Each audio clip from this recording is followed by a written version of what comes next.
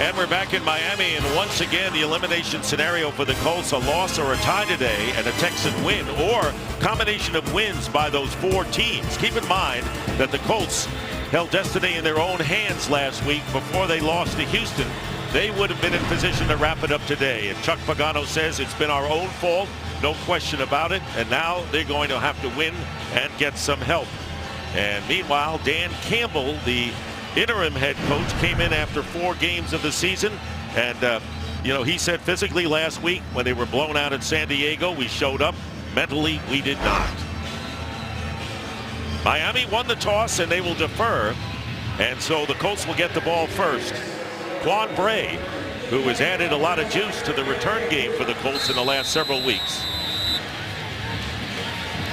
will try to return the opening kick. Andrew Franks, a rookie for the Dolphins, and it's going to be returnable for sure from the 5. Bray doesn't quite get to the 20-yard line, and so the Colts go to work. They have been feeble offensively, only 2 offensive touchdowns in the last 3 games. Matt Hasselbeck has taken a pounding. He's had to come out of the last 3 games due to injury. Won the first 4, dropped the last 3. That's going to have to start with the run game today. They have got to get Frank Gore going, who is happy to be coming back for a homecoming here in Florida. But if they don't get first and second down production to stay ahead of the chains, it's going to be a long day, and he's going to get sacked by this front 4.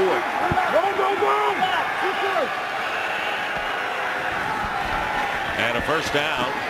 Hasselbeck's pass is deflected and nearly intercepted, intended for T.Y. Hilton, and nearly picked off by Rashad Jones, who's a little upset this week that he wasn't named to the Pro Bowl team. He had counted on it, but Jones nearly had an interception there. He should be upset, and rightfully so, because there's no reason why he should not be playing in the Pro Bowl. He's the only player in the NFL with 100+ tackles and 5 interceptions, and leads all defensive backs in the NFL with tackles. Second down and 10 on the 16. Dolphins defense, though, has been porous to say the least. Here's Hasselbeck with a quick release, completes the pass, first down to Andre Johnson, the ageless one, who played his college ball at the University of Miami. And there are so many players who have either played for the Dolphins or are coming back home where they played in college or high school.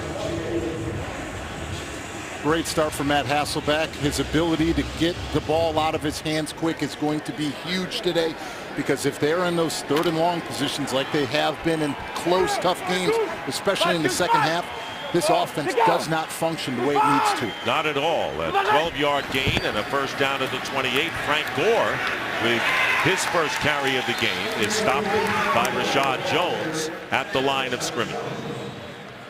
That's the man who has to really carry the ball. Needs 22 yards coming in for the most rushing yards for a Colt running back since 2007.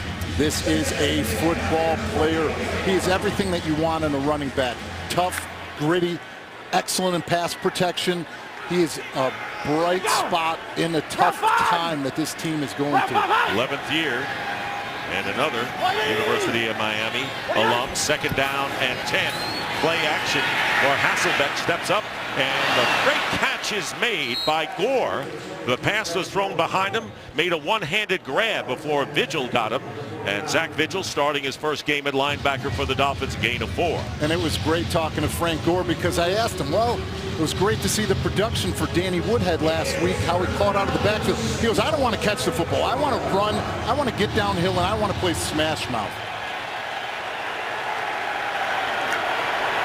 So it'll be 3rd down and 6.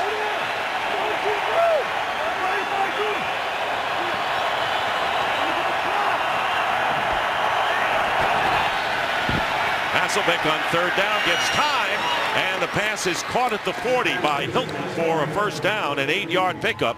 Hilton complaining of the play calling last week, didn't get enough chances, but gets the first down there. Well, nice protection up front by the offensive line. They're going to slide their protection to Ndamukong Suh.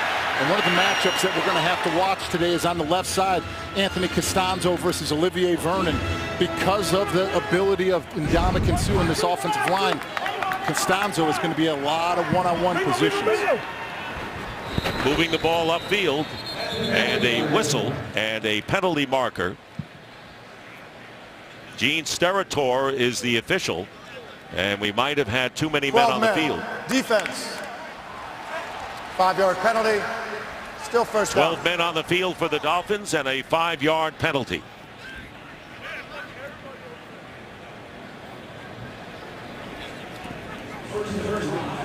First down and 5.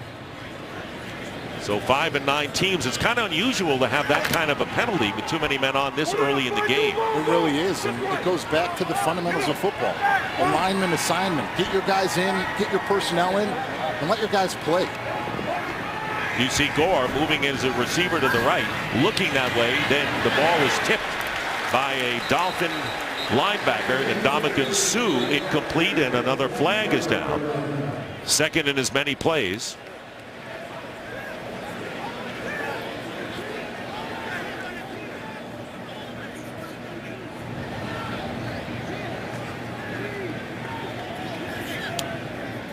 Prior to the pass, illegal contact. Defense, number 52. 5-yard penalty, automatic. First down. So Kelvin Shepard, the middle linebacker. 2 straight penalties against the Dolphins. So Matt Hasselbeck, who won his first 4 games and then has dropped his last 3, but injuries playing a big role in that one. And of course, coming in for the injured Andrew Luck, who they thought might be back around this time, but still unable to get back with a lacerated kidney and torn abdominal muscle. So 2 penalties and a first down. And Frank Gore with the carry moves the pile and a pickup of 5. Take a look at the Colts offense. As we said, paltry lately as far as their offense is concerned. They have some weapons, however, and the offensive line, that's going to be the key for them today. And most certainly will be keeping Matt Hasselbeck upright. Like I said, the slide protections, they're going to have to identify where Ndamukong Suh is, because this Dolphins defense will move him around. But like I said, that matchup we're going to have to watch is on the left side, Costanzo versus Vernon. Second down and 5 from the 45 of the Dolphins, and here is Gore trying to go left.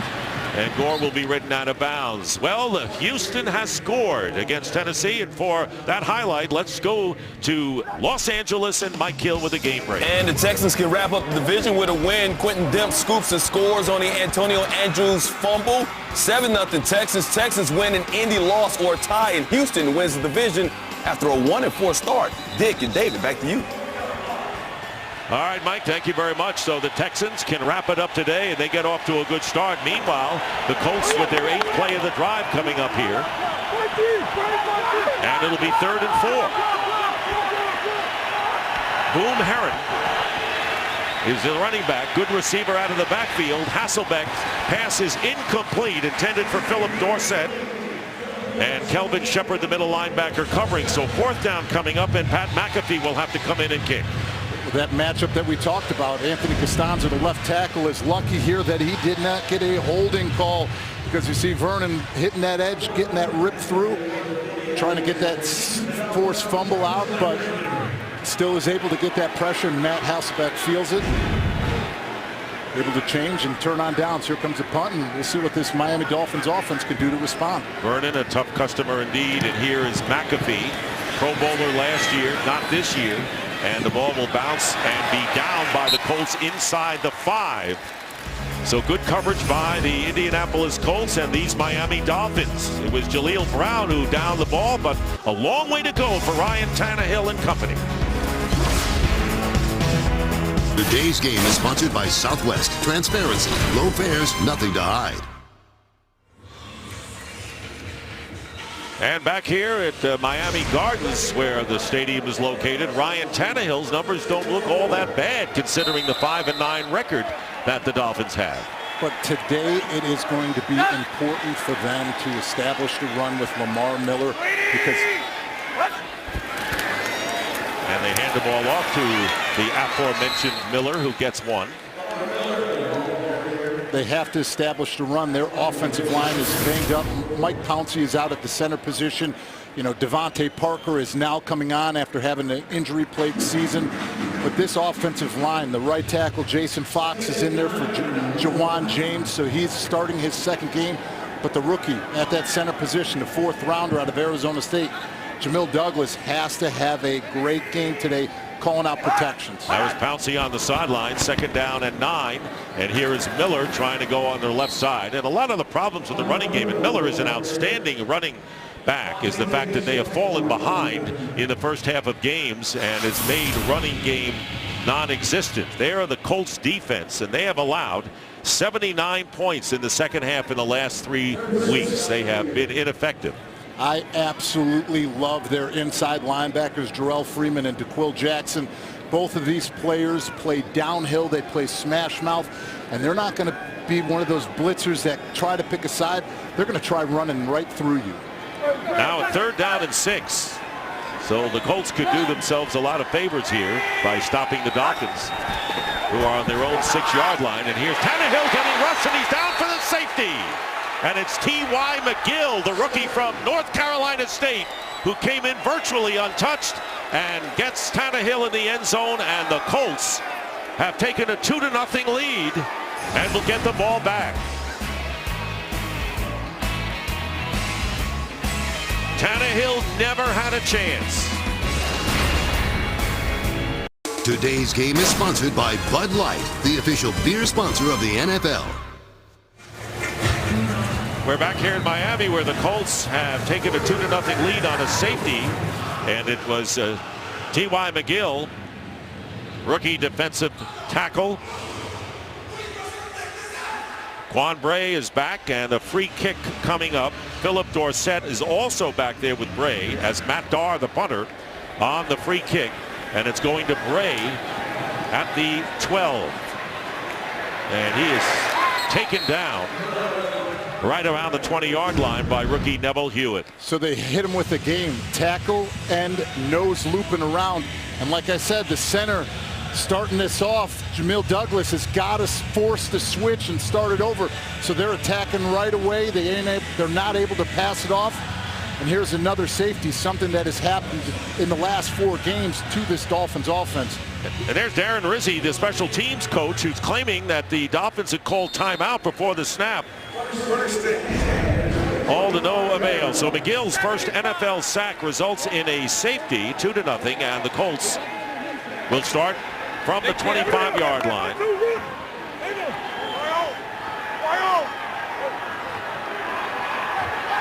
Colts trying to break a 3-game losing streak here.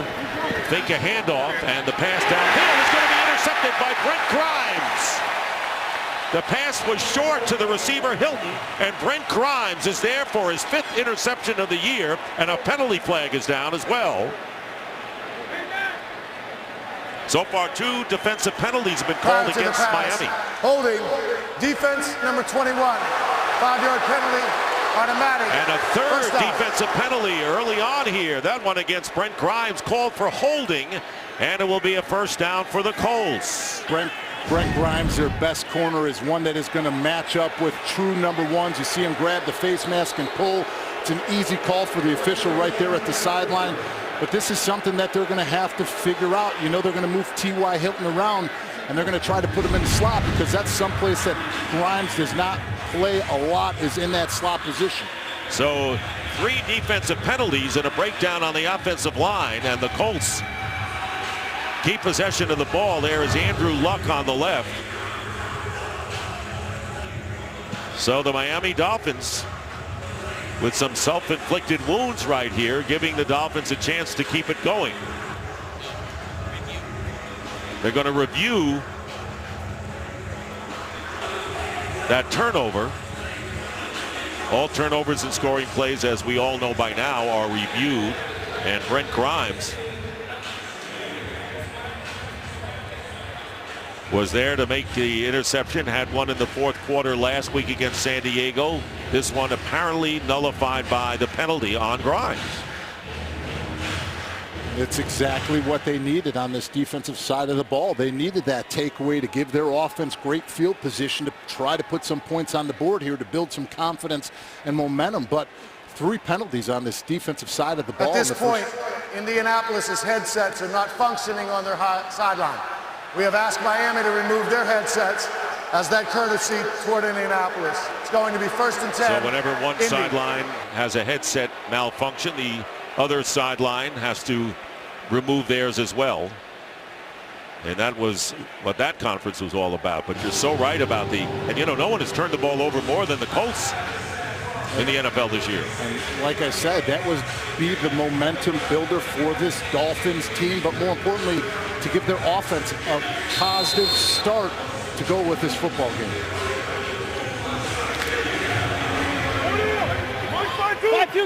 So a first down at the 30 for the Colts. And the pitch off the left side is Philip Dorsett, who was a #1 draft pick out of Miami. Let's take a look at the Dolphins defense near the bottom in every major category.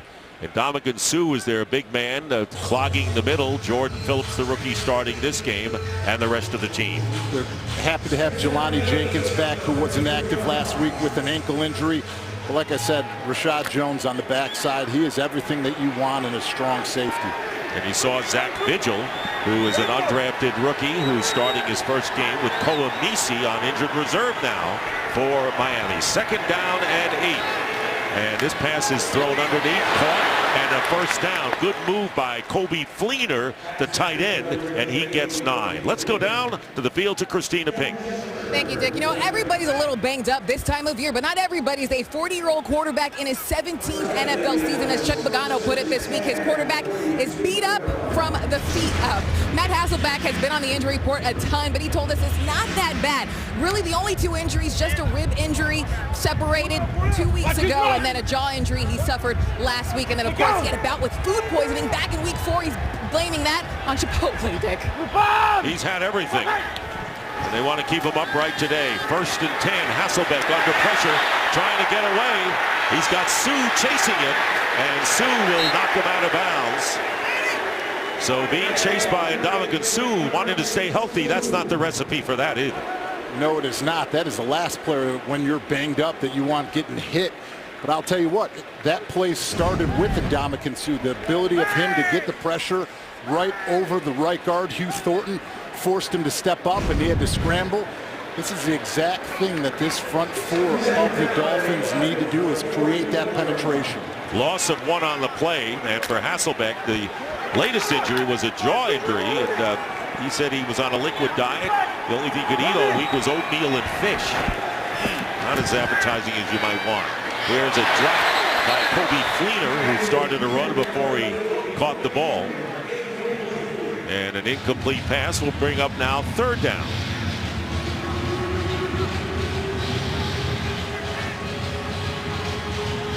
Now let's see if this Dolphins defense is going to be aggressive and attack with the blitz, or if they're going to remain just rushing their front 4. Because out of the 27 sacks they have this season, 24 of them have been by this defensive line. 3rd down and 11 on the 41 of Indianapolis. And Hasselbeck completing the pass to Philip Dorsett. And Dorsett getting into Miami territory and has a first down and a good gain that time of 23 yards. Dorsett, who has a touchdown reception in 12 today, and they're going to use him a lot today, coming back to his hometown. Another player from the U. You see they brought the blitz up front. The offensive line was able to protect. They had the 2 crossing routes. They were able to get it to Dorsett for a big gain and convert on the 3rd. So Dorsett, the #1 pick for the Colts, and Ndamukong Suh comes out of the game. DeAndre Coleman, number 62, replaces him on the defensive line. And on first down, a running play to Frank Gore. Gore finds some running room with a great juke there. Stays on his feet, and Frank Gore will score. Frank Gore, who was injured the last time he came in as a visiting player back to his hometown. 37-yard touchdown, and the left guard, Jack Newhart, sprung him with a terrific block as well. This is something this Dolphins defense has been gashed by, our big runs and broken tackles. This is their 12th run of over 20 yards that they've given up, and it's the 5th that's gone for a touchdown, which is the most in the NFL. Talked about in the opening, getting Frank Gore going. His 43 yards today are already more than what he had last week in the entire game in Houston. And that's the longest rush of the year for the Colts, and the extra point by Adam Vinatieri is no good. A rarity. Vinatieri misses an extra point. That's the third one he's missed this year. But Gore's touchdown adds to the Colt lead. Today's game is sponsored by Mobile Strike. Download and play now, free from the App Store. Frank Gore in the background there with his 5th touchdown. Yes, you could take a bow, Frank. His 5th touchdown rushing of the season. And a 6-play, 75-yard drive. And the interception called back on the holding penalty proved key there. But Vinatieri misses the extra point. So the Colts need to be satisfied right now with an 8-0 lead. They have to be satisfied with an 8-0 lead. But this is a team that has started fast in games. What they have not been able to do is finish and close out games in the 4th quarter. Pat McAfee kicking off. Damian Williams on the return for the Dolphins. Bobbles it, and Miami will take it out on the 20-yard line. Another look at Frank Gore coming back to Miami. What a run. 37 yards for the Colts. Aerial coverage of today's game is brought to you by DirecTV. So the Dolphins didn't have the ball long. They started on the 4-yard line, and Ryan Tannehill tackled in the end zone for a safety. Then the Colts scored a touchdown, missed the extra point. And a first down from the 20-yard line. Play action for Tannehill. And Tannehill going deep downfield. And it is caught by Devontae Parker, the #1 draft pick from Louisville, who has been coming on in a huge gain of 49 yards into Colt territory. They go max protection up front for Ryan Tannehill to give him that protection. And like we said, Devontae Parker has been coming on. You could see his confidence rising now that he's back from that injury. Played well last week in San Diego, and he's been showing why he was their first-round pick. Been battling foot injuries all season. 13 catches in the last 4 games coming into this one. And a first down on the 31. And here's the pass out to Stills, Kenny Stills, and not much there. For a game break, let's go out to Los Angeles and join Kurt Menefee. Well, we may have seen this somewhere before. Carolina taking the lead on a touchdown run of 8 yards by Cam Newton. 7-0. They lead it. Start the 2nd quarter in Atlanta. Dick, David, and Christina. All right, Kurt, Carolina trying to stay undefeated. Meanwhile, Houston has opened up a 10-0 lead over the Tennessee Titans right now. Panthers can wrap up home field throughout the NFC playoffs with the win today. And here's the pass attempt, and down he goes. No receivers open, and Kendall Langford, former Dolphin, gets the 2nd sack of the game for the Colts and a loss of 9.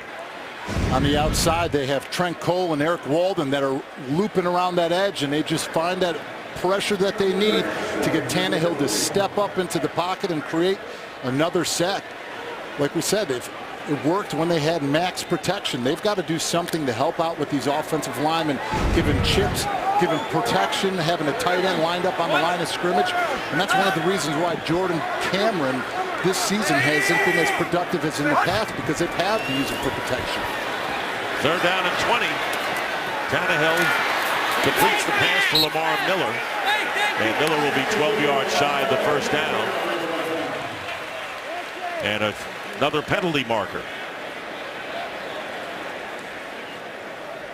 Busy quarter for Gene Steratore and company. Personal foul. Face mask. Defense. Number 50. 15-yard penalty. Automatic. First down. Critical one for Jarrell Freeman. It would have been 4th down, but an 8-yard catch and a 15-yard penalty right there on Freeman gives the Dolphins good field position and new life. But more than anything, with the new life, they've got to capitalize on it.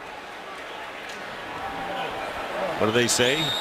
Touchdowns in the red zone, right? They're in the red zone now on the 18-yard line. Go.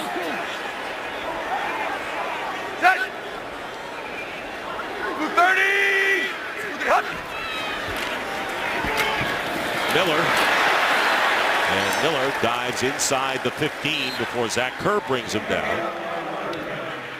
Miller rushed 100 yards just a few times this year. 1,000-yard rusher last year. Needed, well, a bunch. 219 coming into the game to get back-to-back 1,000-yard seasons.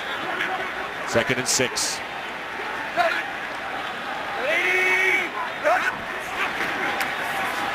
Again, Miller. And Miller is tackled about 3 or so yards shy of the first down by the former Eagle Trent Cole. One thing that I like that this Miami Dolphins offense is doing is they are sticking to the run. You saw the play before. It was a big, long, full zone stretch to the left. This time they have a guard pulling, running a little bit of power, because what is it doing? It's putting them in a 3rd and manageable down. Miller's run well. He just hasn't had that many opportunities. As he comes out to the bottom part of your picture, wide to the right, is Miller on 3rd and 3. And Tannehill's pass, and caught for the first down by Jordan Cameron, the tight end. And it'll be 1st and goal inside the 5, as the Dolphins taking advantage of a defensive penalty on the Colts side here. As we were just saying, the protection from Jordan Cameron hasn't been where it needed to be, and they were hoping for this season. But this is the best thing that they can do. 3rd and 3. They can run the short routes, intermediate, and what else can it do? Tannehill doesn't have the pressure on him that he has to force anything. 1st and goal at the 3, 8-yard play.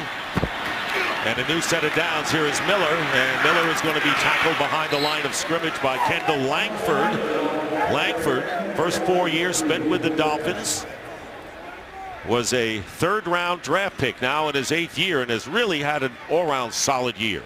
He really has, and you figure all the different moving pieces and parts. They've had injuries at the nose tackle position, at the 3 technique, but the one that has been steady through all of it is Langford. So now 2nd and goal, back to the 6 after the loss of 3. Jarvis Landry goes in motion. They fake the give to him. Design rollout, not that far back. Tannehill fires, and it is picked off but out of the end zone by Dwight Lowry. It'll go as an incomplete pass, but Robert Mathis, the sack leader for the Colts, made Tannehill move away.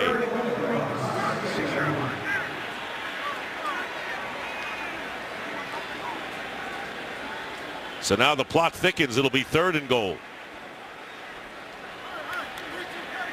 Damian Williams checks in for Miami.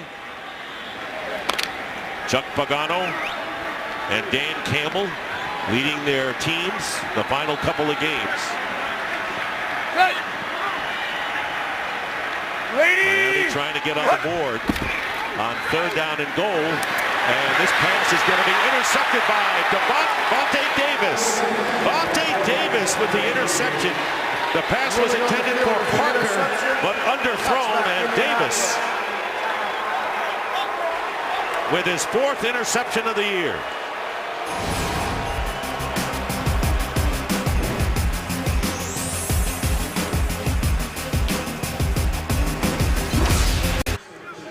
Former Dolphins 1st-round draft pick Vontae Davis with the interception in the end zone, his 4th of the year. And you look at Kendall Langford, 2 former Dolphins figuring in this Colt defense to keep them off the scoreboard. So now the Colts with a 1st down at the 20. Hasselbeck, and has it knocked down right in his face was Derek Shelby. Go back to the interception. They're having a problem punching and passing. Here it is. This is on the center. Jamil Douglas gets wrapped up. He gets his eyes off of DeQuil Jackson. Of all people, he should not take his eyes off of. Right down the bow. Tannehill tries throwing one up there and come away with a key interception. Couldn't even get full extension on the throw with the arm because of Jackson in his face. 2nd down and 10.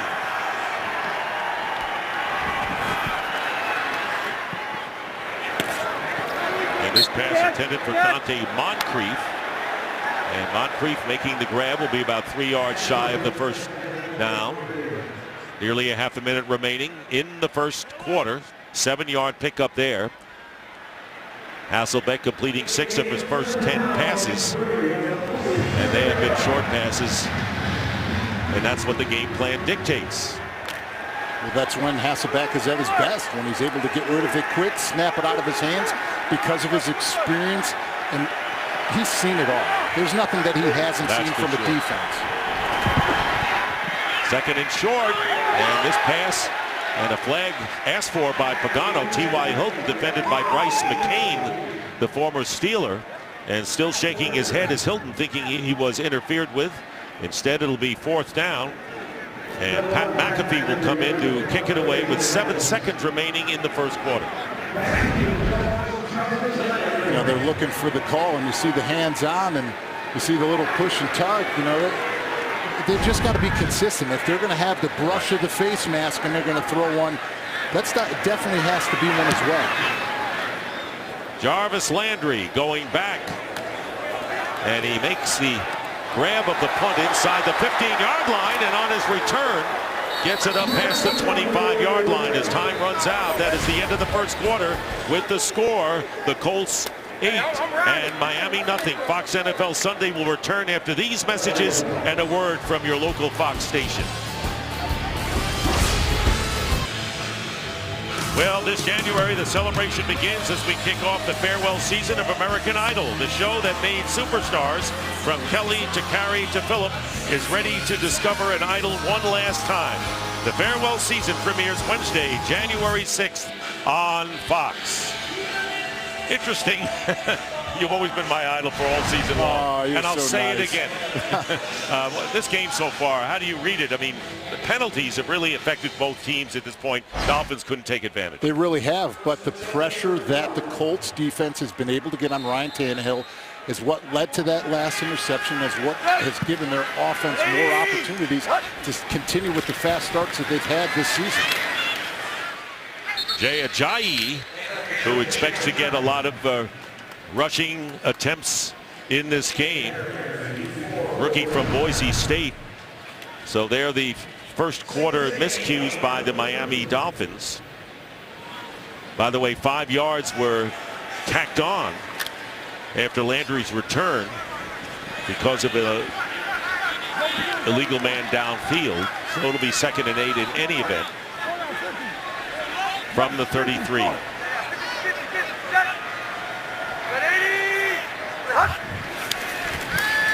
Tannehill got time this time, and he completes the pass to Landry. Jarvis Landry still on his feet, gets a few extra yards, and gets close to midfield. DeQuell Jackson missed the tackle, and Landry will get 14 yards. Well, he was the real deal as soon as he got here. He really has been, and his ability to get yards after catch have been phenomenal since he became a Miami Dolphin. He's able to extend plays, and he is a competitor that loves this game. First down on the 47 of the Dolphins. Already the top receiver all time in the given season. Here's Miller. And Miller gets to the 49, or Ajayi, that is, getting to the 49-yard line of the Colts. Jay Ajayi, who was born in London. He had Nigerian parents, moved to Maryland in the 4th grade, and then came down to Texas, and that's where he got serious about football. He is a big physical downhill runner, but one of the things that he has to work on is being more patient. Some of the times he's climbing on his linemen's backs, and he has to let those holes open up and develop. And we have another penalty and a false start call coming up against Miami. False start, offense. The offensive line moved about the center snapping. 5-yard penalty, 2nd down. Well, this line has been in flux all year. And here are the pressures. This was a sack for the safety. You had the 2 ends rushing around the outside, getting the force up, and Langford with the sack. And here's one where he's flushed outside of the pocket. And here was the key interception. Unable to pick up the blitz by DeQuell Jackson. They've got to figure out a way, whether it's max protection, whether it's chip him more. 2nd down 11, and the handoff to Ajayi. Picks up 1 yard. So Ajayi tackled by Zach Kurd. What I was saying was they've got to continue with max protection. They've got to chip, but also they've got to be able to identify and not have the missed assignments up front, like the one that they gave up the sack. My mistake, the interception by not picking up DeQuell Jackson. They've given up 38 sacks this year, tied for 8th most in the league. An injury-riddled offensive line. 3rd down and 9.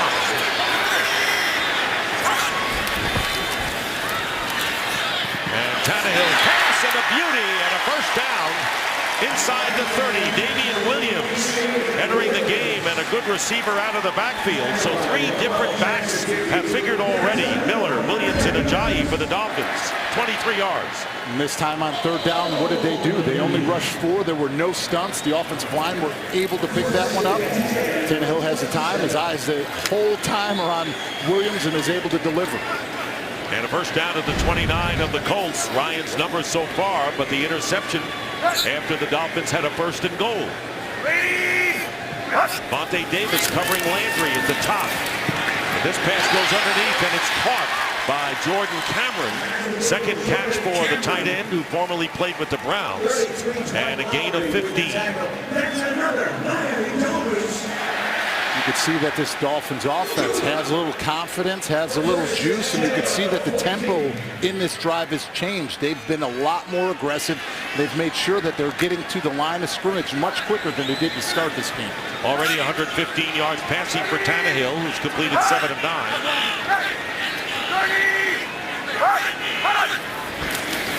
And a 1st down, and here is Ajayi cutting back, and he gets to the 10. Jarrell Freeman was there, but Ajayi gets 4. You can hear it right now. Tannehill is doing a good job manipulating the snap count. You can hear him going with hard counts. He's going on 3. He's just trying to do whatever he can to let his offensive line settle down and not let this Indianapolis Colts front 4 get a jump.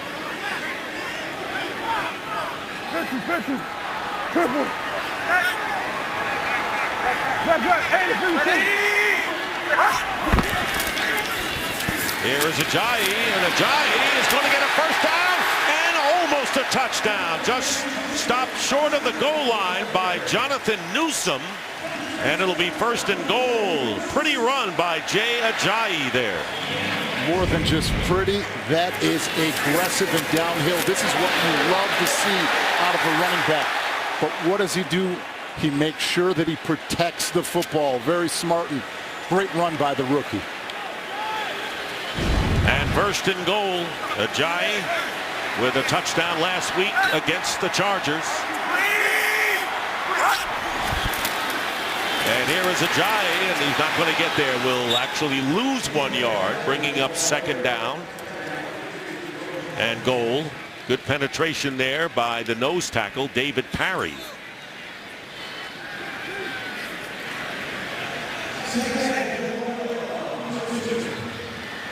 Parry, rookie from Stanford.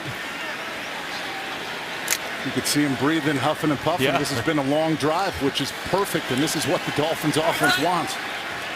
This will be the 10th play of the drive, over 5.5 minutes. And here is Ajayi diving to the goal line, and no signal given yet. Zach Kerr met him at the goal line. They'll get a yard out of it. Ruling on the field was the runner down by contact, short of the goal line. 3rd down, Miami. So now 3rd down, and looks like less than a yard. There was a Dolphin who was shaken up for the moment, and it was Ajayi, the running back. Jumps way too early. He tries taking off from the 3-yard line.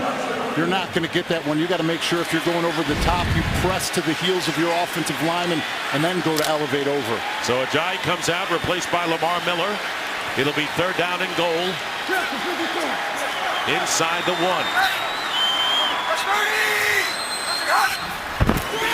And they give it to Miller, and Miller gets in for the touchdown. And the Dolphins score their first points with 8:07 to go in the 2nd quarter.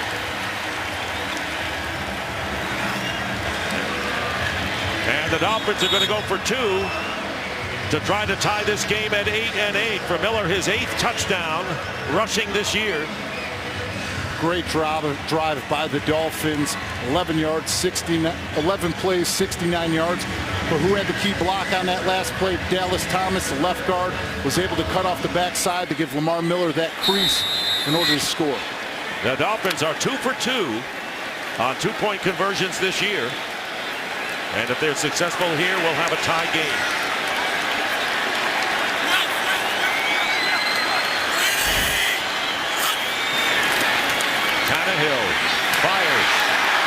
is no good.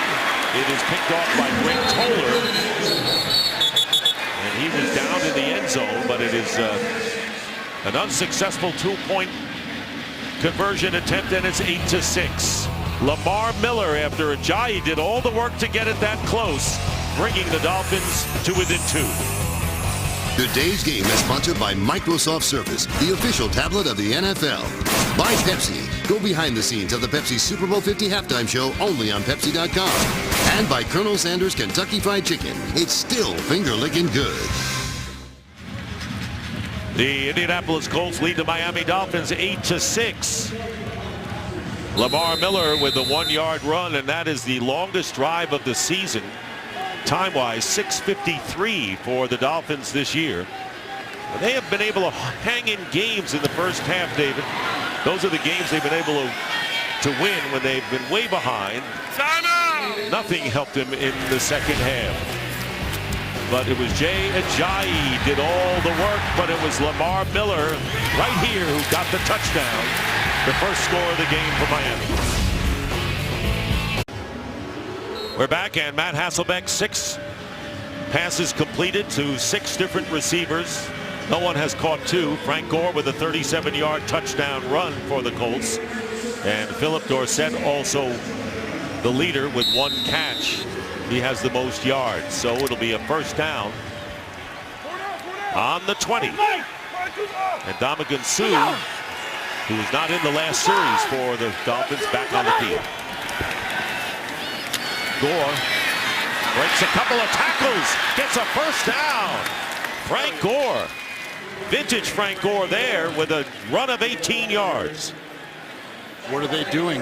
He's being patient. They're pulling guards. They're lead blocking and getting movement at the point of attack. And what does Frank Gore do best?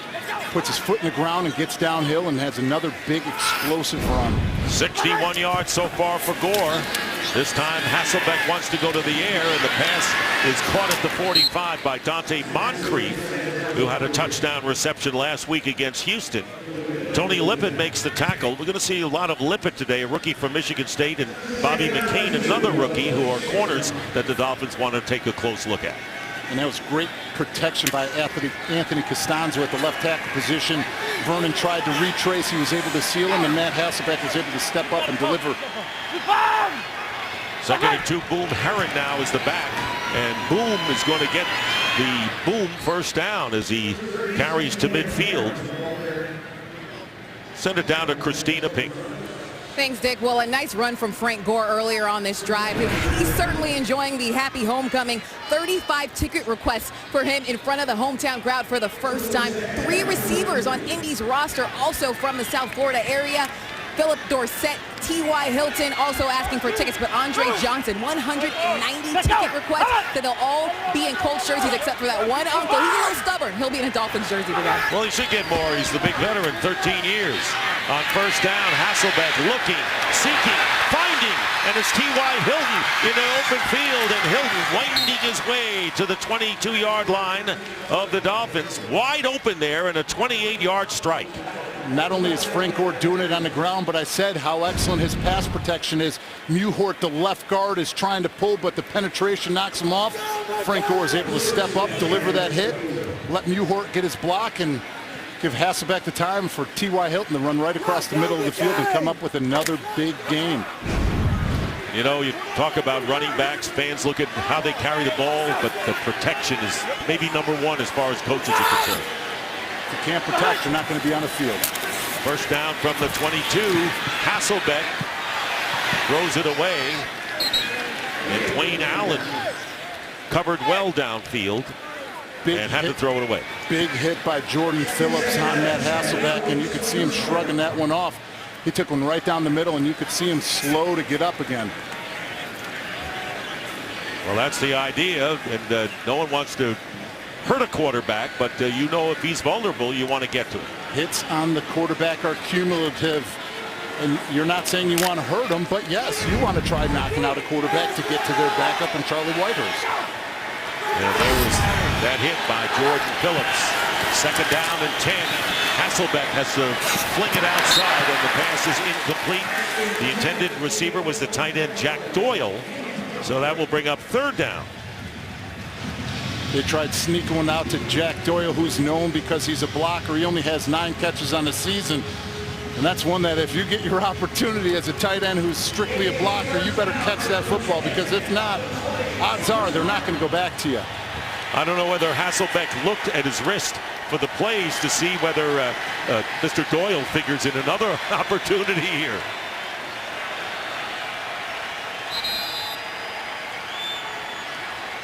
And it looks like Hasselbeck may be shaken up. The trainers are out talking to him, shaking his head. We'll delve further when we come back. Today's game is sponsored by Burger King. Now get 10 chicken nuggets for $1.29 only at BK. Please. And Matt Hasselbeck has to come out for the 4th straight game due to injury, and you saw him shaking his head and how disgusted he is. Now here is that play. Several of them might have gotten to him, David. No, it's just one. Boom, right there. Jordan Phillips, right on that right shoulder.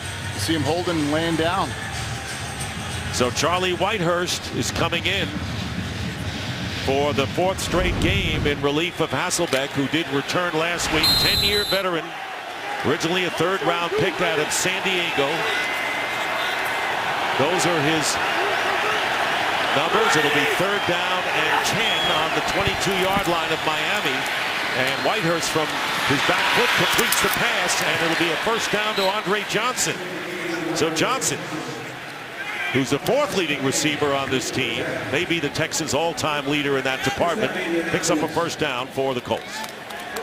Once again, production on the double crossers. They hit Philip Dorsett earlier with that same exact play. They go back to it.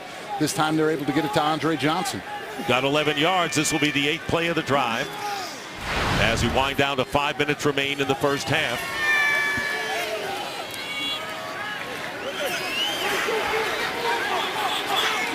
First and 10 on the 11. And here is Gore. Gore at the 5. He scores! Frank Gore going through the Dolphin defense and has it going today big time. His 2nd touchdown of the game. And the Colts have opened up a 14-6 lead. Great job by the offensive line. You're going to see Hugh Thornton, the right guard, pull. He's the lead blocker. You see right away Frank Gore stops for a second, lets it split open, gets his kick out by Hugh Thornton, and runs right through those arm tackles. If you are going up against Frank Gore, you have got to get shoulders into him, and you've got to drive through him. Otherwise, you're going to have 2 big touchdowns like he's had today. This from 11 yards, the other from 37, David. And now Adam Vinatieri, who missed his first extra point conversion. And this one is good. And the Colts lead it now 15-6. As Gore, with his 2nd touchdown, caps an 80-yard drive for the Colts. A look at the scoring drive for the Colts, and the most rushing yards by a Colt running back since Joseph Adai in 2007. What Frank Gore has done today, scoring 2 touchdowns, now with 6 on the season. And a 15-6 lead with 4:42 to go in the half. Great job by this Colts offense bouncing back, because last week against Houston, 19 carries for only 50 yards. They're almost doubled that today. And they got to be kicking themselves, the Colts, because if they had won last week, they would have the title right in their hands if they would win. Let's send it down to Christina Pink. Take an update on Colts quarterback Matt Hasselbeck. He is back in the locker room being evaluated for a shoulder injury. Came off the field, went directly into the locker room, didn't spend any time on the bench. He was clearly frustrated that his status right now is unknown, but he is being evaluated again for a shoulder injury. All right, Christina, thank you very much.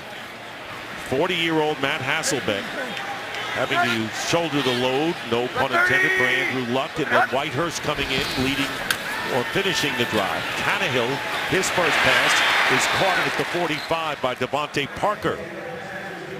So here's the first initial hit that started it. You see Jordan Phillips is the one that applies the pressure, lands right on that right shoulder. He comes back. The next play, you could tell he can't even throw the football. No motion. It was like a sidearm toss, and right away calls to the bench. That's it. 4 games in a row that Matt Hasselbeck, who started the first 4 in relief of Andrew Luck. Luck came back for a game or 2. Was 4-0 at one point. Here's Lamar Miller. And Lamar Miller with a gain of 2. There was no push by the offensive line there. Just flat down the line of scrimmage, nobody bringing their backside leg through. It was a stalemate all across the board, and Miller had nowhere to run. Tannehill has gotten off to a pretty decent start, although the interception in the end zone with 1st and goal really cost the Dolphins an opportunity to get their first touchdown, manage another one later. Down by 9 on 2nd and 9, and the slant and the grab close to the first down again is Devontae Parker. He may have it.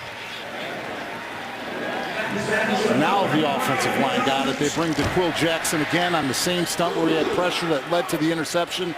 They picked it up, and what do you know? He delivers a strike to Devontae Parker. Well, he's the future. They've got Landry and Parker. If you're looking ahead for the Dolphins' future, those are the 2 that are going to lead the way. There they are. And a first down on the 45 of the Dolphins. Miller. Stopped short of midfield. That'll be 2nd down coming up for Miami. Miami Dolphins starting the year 1-3. Joe Philbin was fired as the head coach. And then, of course, the offensive coordinator, Bill Lazor, was replaced. Kevin Coyle, the defensive coordinator. So you want to talk about a rugged, turbulent year that the Dolphins have had to experience. Campbell won his first 2 games as head coach, but then the team has dropped 6 of their last 8. 2nd and 6. Play action for Tannehill. And the pass is caught by Miller, but hit immediately by Jarrell Freeman and held to 1 yard. And we're down to the 2-minute warning here in Miami with the Colts in front of the Dolphins 15-6. Get apps, videos, and more at iTunes.com/NFL. Loss or a tie today by the Colts, and a Houston win, or the combination of wins by those 4 teams, will give Houston the division title. They're leading 17-0 with less than 2 minutes to go in the first half at Tennessee. 3rd down and 5, and Tannehill is taken down at the 41-yard line by Robert Mathis. That's his 6th sack of the year, leading the team. Robert Mathis hits Jason Fox, who's in for Juwan James. He hits him with the spin move, swats that left hand down, can't redirect. Inside pressure, Tannehill doesn't even see it coming. Another big sack. 3rd of the game and a loss of 8 yards. Ryan Tannehill has been sacked 180 times since 2012. 56 in one season, and this year it's been 38. That's staggering, David. Miami is going to take a timeout. They have 2 remaining. 4th down, and we'll break right here. The UFC starts the new year off with a bang on FS1 with the return of power-punching phenom Michael McDonald in his first fight in over 2 years.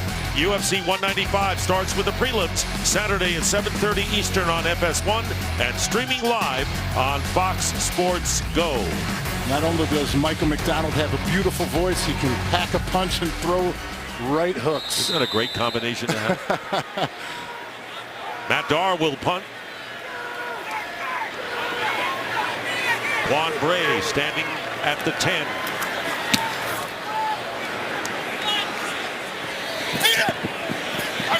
And it goes out of bounds around the 15. Well, halftime is coming up, the Visa halftime as well. So let's check in with Kurt Menefee and the guys and see what's up. Coming up on the Visa halftime, the AFC wildcard has been a game of musical chairs as the Chiefs, Steelers, and Jets look to secure a seat at the playoff table. Plus, the Houston Texans hold the key to the AFC South. A win today eliminates the Jags. But are the Colts still in the hunt? We've got all that. And what are you guys doing?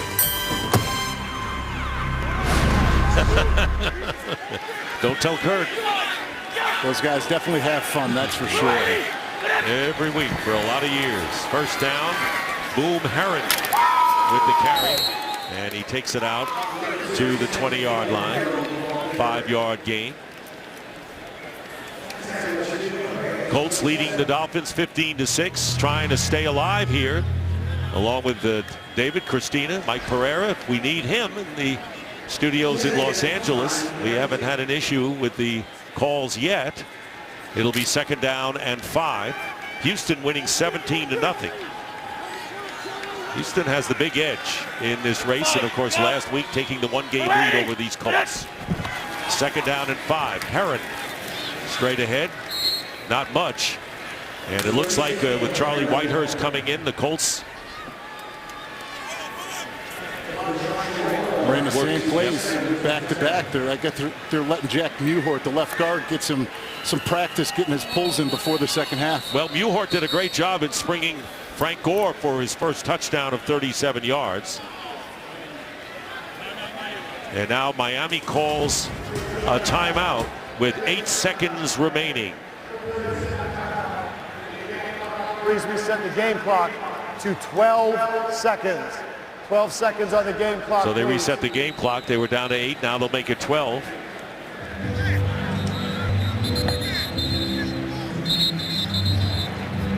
Colts got the scoring started with a safety. And then Gore ran 37 yards for a touchdown. It was 8-0. Lamar Miller capped a drive with a run. 2-point conversion failed. And then Gore with his second touchdown.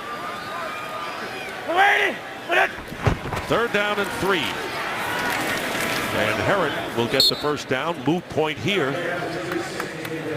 And that will do it. Clock will run down, and it is halftime here in Miami with the score. The Colts 15 and the Dolphins 6. We now go to Kurt Menefee in Los Angeles for the Visa halftime report, which starts now. Today's excitement is brought to you by Nissan.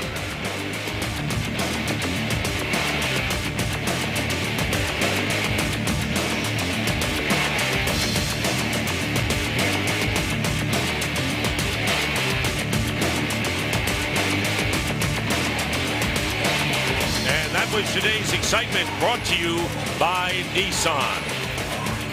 First half summary, Matt Hasselbeck came out of the game late with a shoulder injury. Charlie Whitehurst came in. Frank Gore scored the second of his 2 touchdowns. And Ryan Tannehill, under pressure, a safety, and then threw a touchdown, or what was an interception, into the end zone. So let's go back in history, know what's happened the last 3 games for the Colts. But outscored 79-3 in the second half of games. What do the Dolphins need to do to keep the parade going? For the Colts, they need to stay on the gas pedal with Frank Gore, and they need to get Boom Herron involved to take the pressure off of Charlie Whitehurst, who has come in for Matt Hasselbeck transversely. For the Dolphins, offensively, they have got to have long, sustaining drives like the 11-play drive that led to a touchdown by Lamar Miller, because that's the way that they can break down this Colts defense. And the Dolphins get the ball to start the second half, and they'll start from the 20-yard line as we send it down to Christina Pink.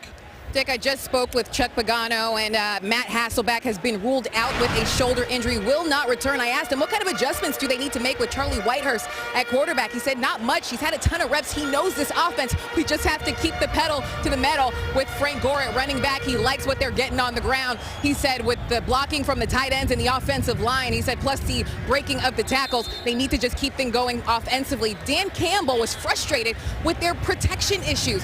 Ryan Tannehill's been under duress all game. He wanted to clean that up, and also some of their defensive issues on those missed tackles from Frank Gore. All right, as well he should be on the protection part. Here's Lamar Miller on the outside. Will lose a couple of yards.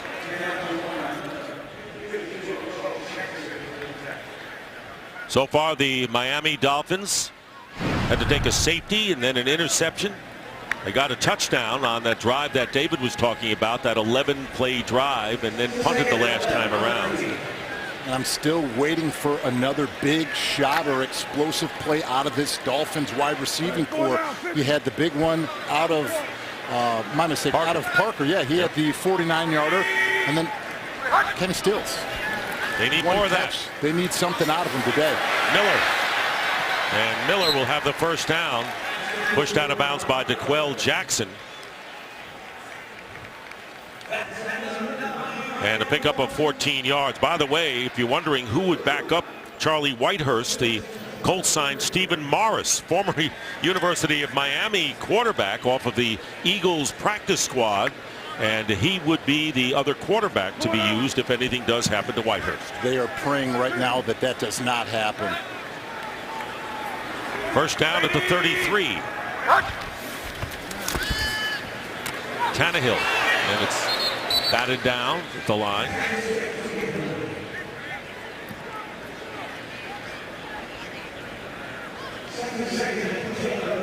Colts outrushed the Dolphins 89-34. Of course, a lot of that responsible in the Gore with 72 of those 89 passing rushing yards.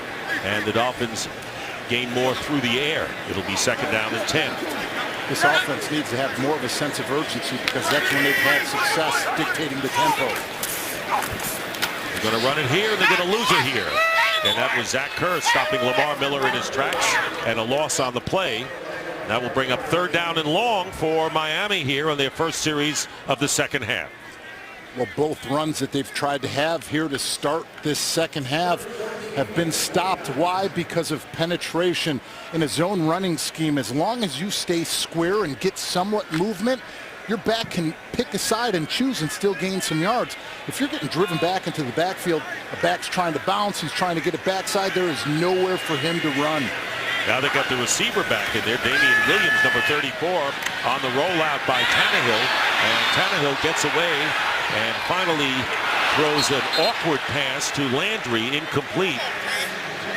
And fourth down. That wasn't textbook, to say the least.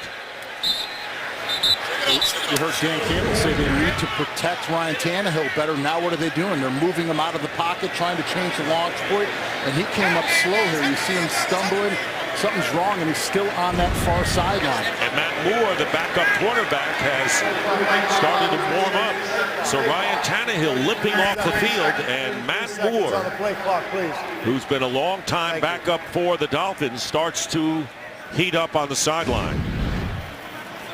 You see him rolling out, and it's just like it's his toe. It's something on that left foot that has him hobbling. Eric Walton got a leg on his knee that disrupted it. So Tannehill coming out of the game. Walton, also another former Dolphin, and there is Matt Moore. And fourth down, Dar will be kicking to Quan Bray. Good punt. Bray at the 12. Quan Bray flagged down. And Bray is tackled at the 37-yard line.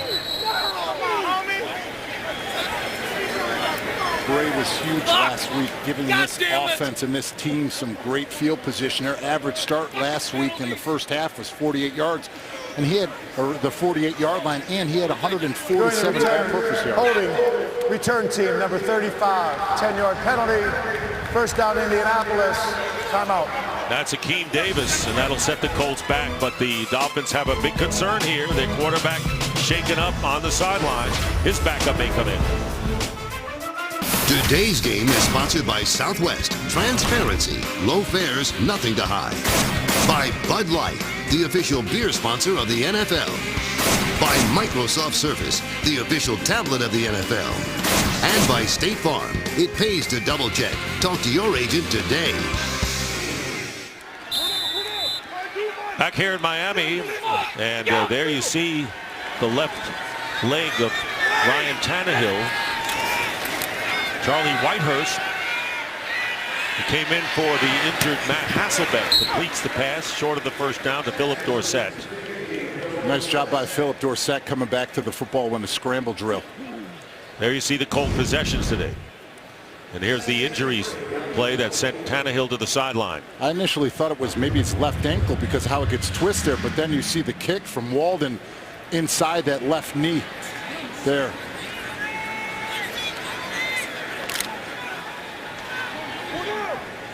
Tannehill appears that he's hurting at this point. Second down and 3.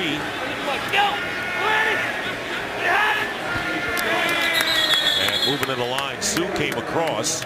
Let's see if he was drawn off.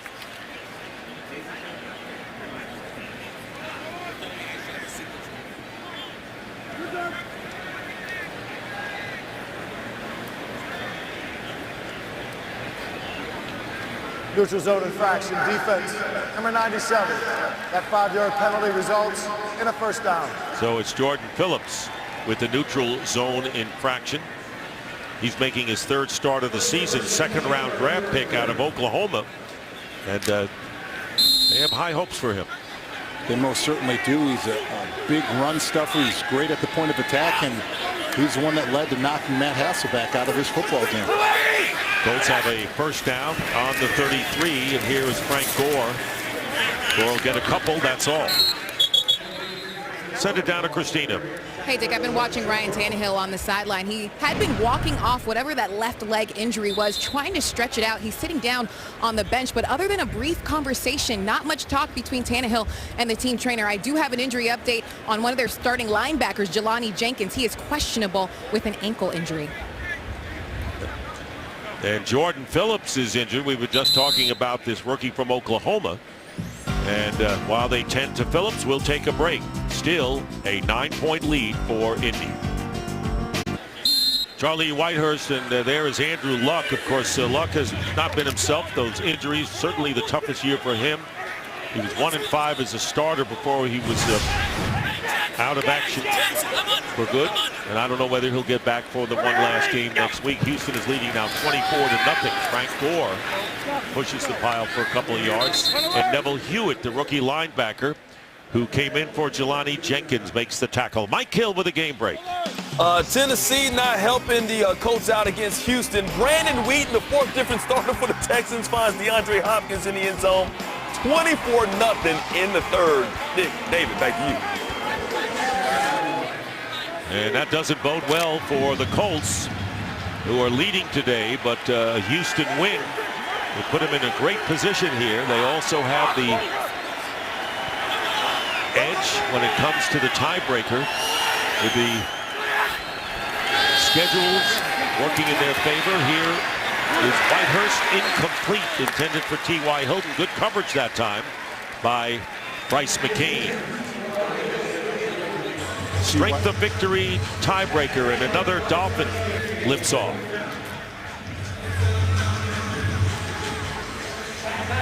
That's McCain. McAfee will kick. Jarvis Landry is back.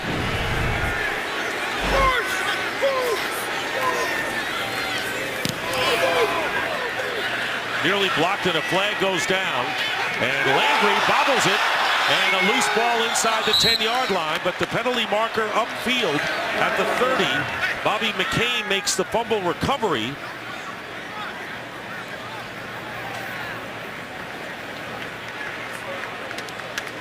But McAfee going back there, and see whether a holding call goes against the Colts. They're coming back.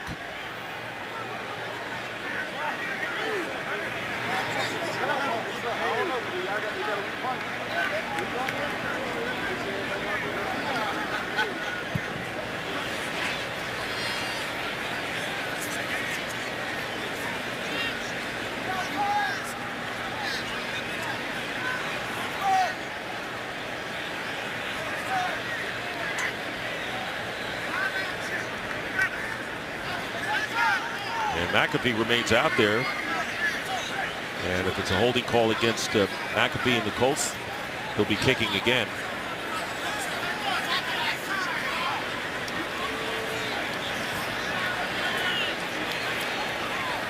Holding. Offense number 45. 10-yard penalty. We're going to replay 4th down. That was the long snapper, Matt Overton, number 45. So Landry will get another opportunity, but You talk about how tough it is as a punt returner trying to track the football in his son. This is a sure-handed guy. He gets it into the face mask. He doesn't even get his hands on it. What led to that fumble right there. So another chance for Jarvis Landry, and this time McAfee will be kicking from inside his 15. Very early here in the third quarter. Dick Stockton, David Deal, and Christina Pink with you here in Miami. Dolphins, who last 2 years were 8-8 on the season and missed great chances to go to postseason by stumbling in the last couple of games. Now the best they can finish will be 7-9, and they've got New England next week. But Landry's a keeper. There's no mistaking that one, David. Not at all. Reason for the delay is that they're confirming the spot.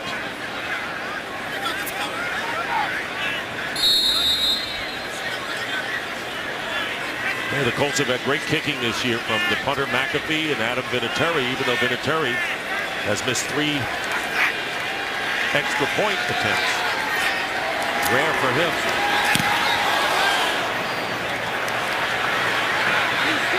Fair catch by Landry at the 21. So after all of that, the Dolphins down by 9. We'll get it back. Less than 5 minutes elapsed in the third. Today's game is sponsored by the Ford F-150. Every other truck is history. Aerial coverage of today's game is brought to you by DirecTV. And when we asked Jarvis Landry to describe Ryan Tannehill, he said leadership, toughness, arm strength. He's out there after that injury the last time the Dolphins had the ball, the handoff to Lamar Miller, and Miller picking up 5 yards on first down. It's an important drive for them to get Tannehill back into the game after coming out and having Matt Moore come in. But they've got to build some confidence here offensively, and it's got to start with this drive. They cannot sit back and have that laid-back attitude. They've had success when it dictated the tempo, and they're not doing it. In other words, be the aggressor.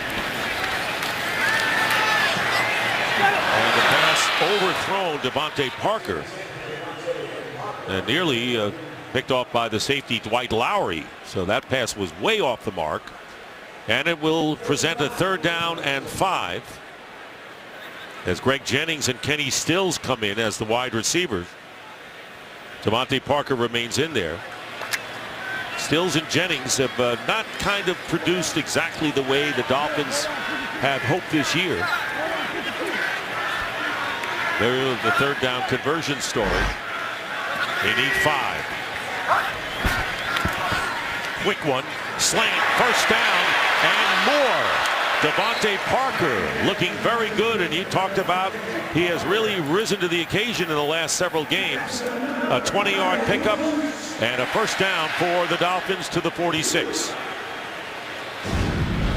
Nice job breaking it off inside. A little double move, stutter step to start it and get the first down. But it all starts with the protection. This time they were able to pick up the cross stunt with the linebacker adding on. And that's allowing Tannehill to relax, plant his back foot, and deliver.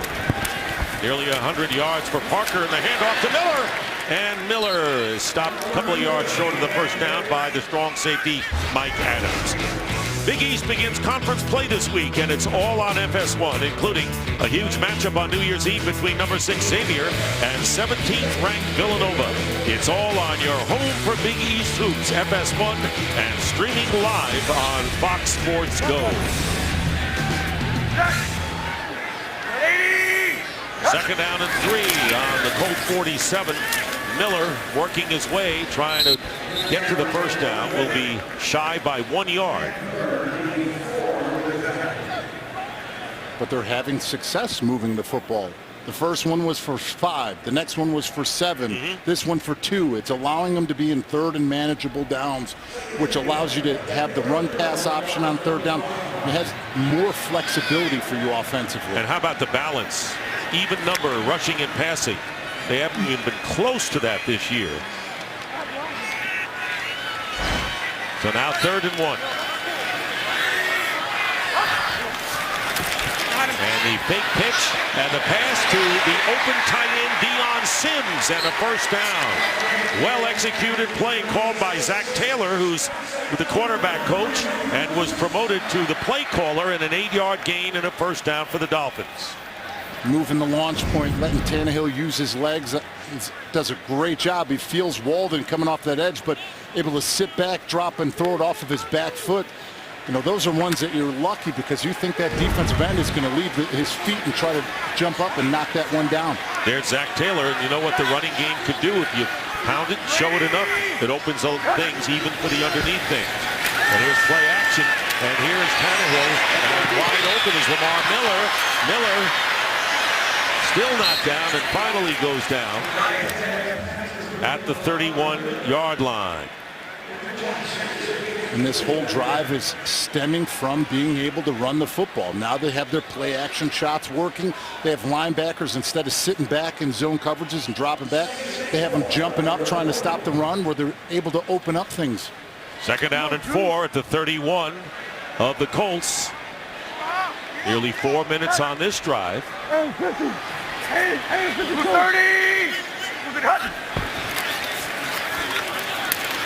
Miller, and he'll be stopped short 2 yards, a first down by Kendall Langford, but they're pounding the ball, and the ball control has been in their favor by about 7 minutes at this point for the Dolphins. Third down and 2 for Miami. Nearly 6 minutes remaining in the third quarter. Remember, this was the half that the Colts had really disappeared in the last 3 games. There you see the possession story favoring Miami. And the handoff is to Miller. First down inside the 25. Offensive line has definitely stepped up running the football because they are getting movement at the point of attack. You see the Indianapolis Colts defensive line getting pushed because now this is the way, like I said, they can dictate the tempo of this football game. They can let this offensive line settle down where they're not in third and long situations. And this was what led to their success in the first half.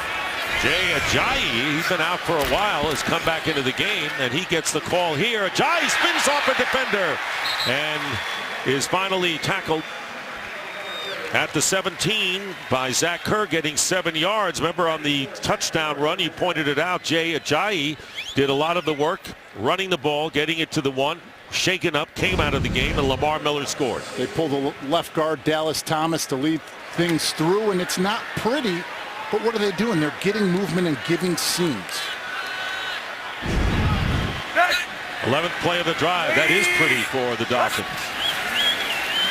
Play action. Tannehill is passed and into the end zone for the touchdown. It was Jordan Cameron, and he managed to grab that low ball. Flag is down, however.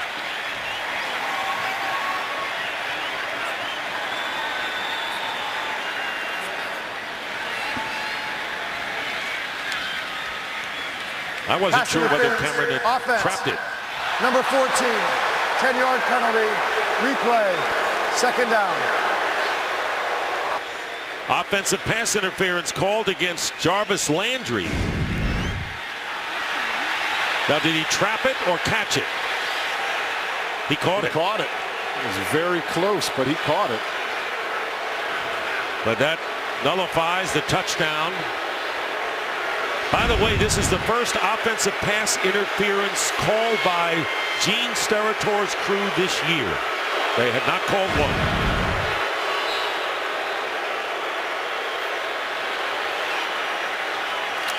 Where is it? That's a terrible call. Terrible call. There wasn't a pick. There wasn't a rub. It wasn't indirect. He was running the post. That's an awful call. Well, they hadn't called an offensive pass interference penalty all year, and that one didn't look like that was real either. Second down and 13. And off the hands of Devontae Parker. He was there for the reception, incomplete, and brings up third down and 13. We'll go back to the replay. Well, you see Jarvis Landry at the top of the screen. I don't see this. You see him running the post because he's trying to open up things for Jordan Cameron, but there was no blocking, no contact. It was a clear, defined route combination that worked successfully and was perfect. It's a very, very bad call. No push-off. Nothing, no semblance of a push-off there. So now the Dolphins 6 for 11 on third downs. Damian Williams is in as a receiver out of the backfield. And this pass will be caught a yard short by Jordan Cameron. And we'll bring up fourth down and 1, a 12-yard gain there. And they're going to bring on the field goal team. So Andrew Franks comes in.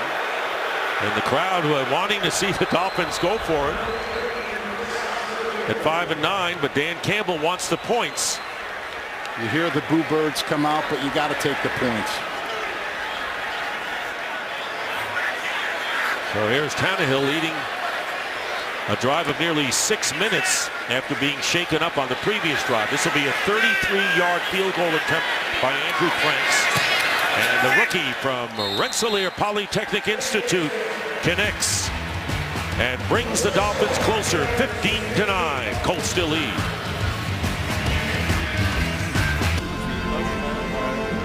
Hey, we'd like to welcome the men and women in uniform serving around the world watching today's broadcast in 175 countries on AFN, the American Forces Network. Thank you for all you do, and thank you, First Lieutenant Bradley Pink, stationed at Fort Campbell, Tennessee. Who's the most proud? Well, our Christina Pink, who was on the sideline, and she grew up in nearby Pembroke Pines, and how proud she is to see her brother and her father Donald on the field today enjoying this game. Thank you, Bradley, and all of you in the Armed Forces Network for what you do. This is the land of the free because of the brave. And my father being Air Force, got a great deal of respect and nothing but gratitude for all those who have served and who still serve for us. Everything we have is because of them. Quan Bray is back deep. 6-point lead for the Colts on the bounce. Bray brings it out. And he stood up just shy of the 25-yard line. Going to take a break. 3:43 remaining in the third. Tight game here in Miami. Here comes Whitehurst. The Colts will have a first down on their 25-yard line. Leading by 6. Houston Texans rolling over the Tennessee Titans to the tune of 31-0 right now in the third. Penalty down. Encroachment. Defense number 93. 5-yard penalty. Still first down. Will make it 1st and 5. If you're a Colts fan right now, if you have a fever, the only cure is more Frank Gore. They need to get him going here in the second half like they did in the first half, starting with the offensive line opening holes. But it will take pressure off of Charlie Whitehurst because their last series, they went 3 and out, and it wasn't what this Indianapolis Colts offense is about. Gore with a big game, 2 touchdowns and 76 yards. First down and 5. And here is Whitehurst, and this pass knocked away by Bryce McCain, intended for Andre Johnson. So from Coral Gables to the University of Miami, a member of a national championship team and the leading active rusher in the NFL with close to 12,000 yards, Frank Gore coming home. He was here once before but was injured, so he really didn't come back as an active player. So this was a big game for him. And as Christina mentioned, 60 or more tickets for his friends and family. Cha-ching!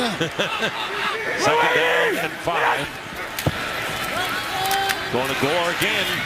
And Gore stopped about 1.5 yards shy of the first down. Mike Hill in Los Angeles for a game break. Falcons trying to keep their playoff hopes alive against those unbeaten Panthers. Check out Matt Ryan stepping up.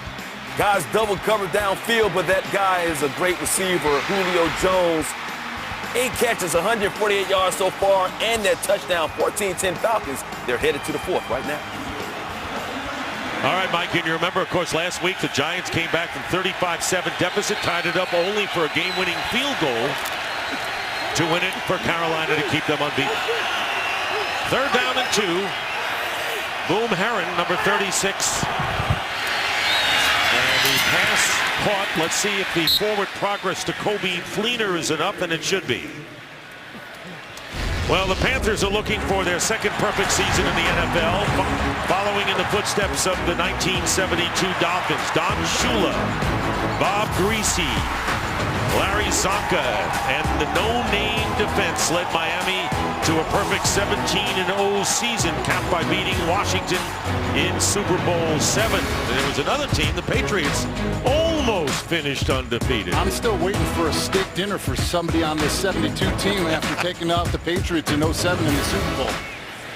In fact, Don Hasselbeck had caps made, perfect 19-0 that never got worn by the Pats.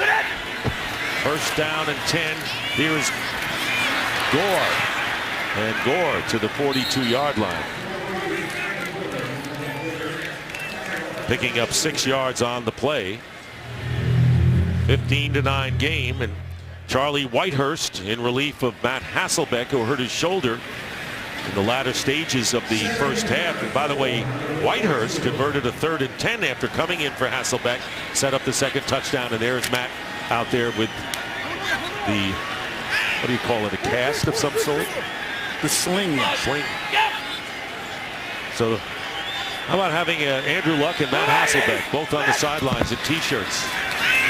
Hands off to Gore, and he'll lose yards thanks to Rashad Jones, the safety. Yes. Loss of 3 yards. Here it comes right off of the edge. Unblocked. Easy tackle, but he's been doing that all season. Yes, he has. That's why Rashad Jones and a lot of people feel he should be in the Pro Bowl. And I'm one of those people. And rightly so. At some point, it doesn't have to be about your record. It can be about your performance, and he's done it all season. So 3rd and 7, Boom Herron, former Buffalo Bill, is into the game, and Whitehurst going to Fleener, and the ball knocked away. Good defense. Rashad Jones once again making contact with the tight end, slowing him down, and that will bring up 4th down and a punting situation for the Colts. It's a big hit on Kobe Fleener, and it's clean right through the middle of the sternum. Hits him perfectly. Fleener unable to hold on to the ball after the big hit. Back-to-back stops. The play clock operator, please reset the play clock to 29 seconds. Play clock right now at 25. They're going to make it 29 seconds. And Whitehurst 3 for 6 for 21 yards, by the way, since coming in for Hasselbeck, who went out. Jarvis Landry is back deep. Colts lead by 6. Texans 31-0 over the Titans. They are in command in the division right now. No flag is down, and a fair catch called for by Landry at the 24. I want to wish my 9-year-old little girl, my beautiful daughter Addison Deal, it's her birthday today. And just like a coach's wife or a player's kids, you know, doing this and being on the road is tough today, but if there's anybody who loves football, it's definitely this little girl. And happy birthday, Addison. I love you. I miss you. Can't wait to see you when I get home. I've been around a lot of analysts who have daughters and sons. I've never met a doting father better than David Deal. I'm blessed to have one of the best kids in the world. On 2nd down and 4, Jay Ajayi giving ground and knocked out of bounds with 23 seconds remaining in the quarter. Jarrell Freeman was there, and Ajayi will go back.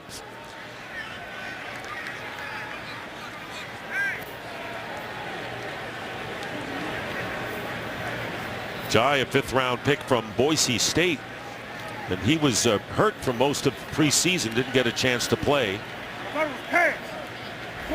And that'll do it. That's the end of the 3rd quarter, with the Colts leading 15-9. And Fox NFL Sunday will return after these messages and a word from your local Fox station. The AFC South race will be over if the Colts lose. Houston is winning 31-0. If the Colts win, then we have the strength of victory tiebreaker, which could affect the Colts before the end of this day.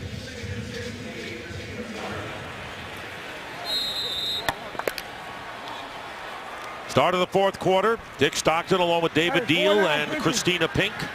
It'll be second down and 15 on the 18 for the Dolphins. Ryan Tannehill completes the pass.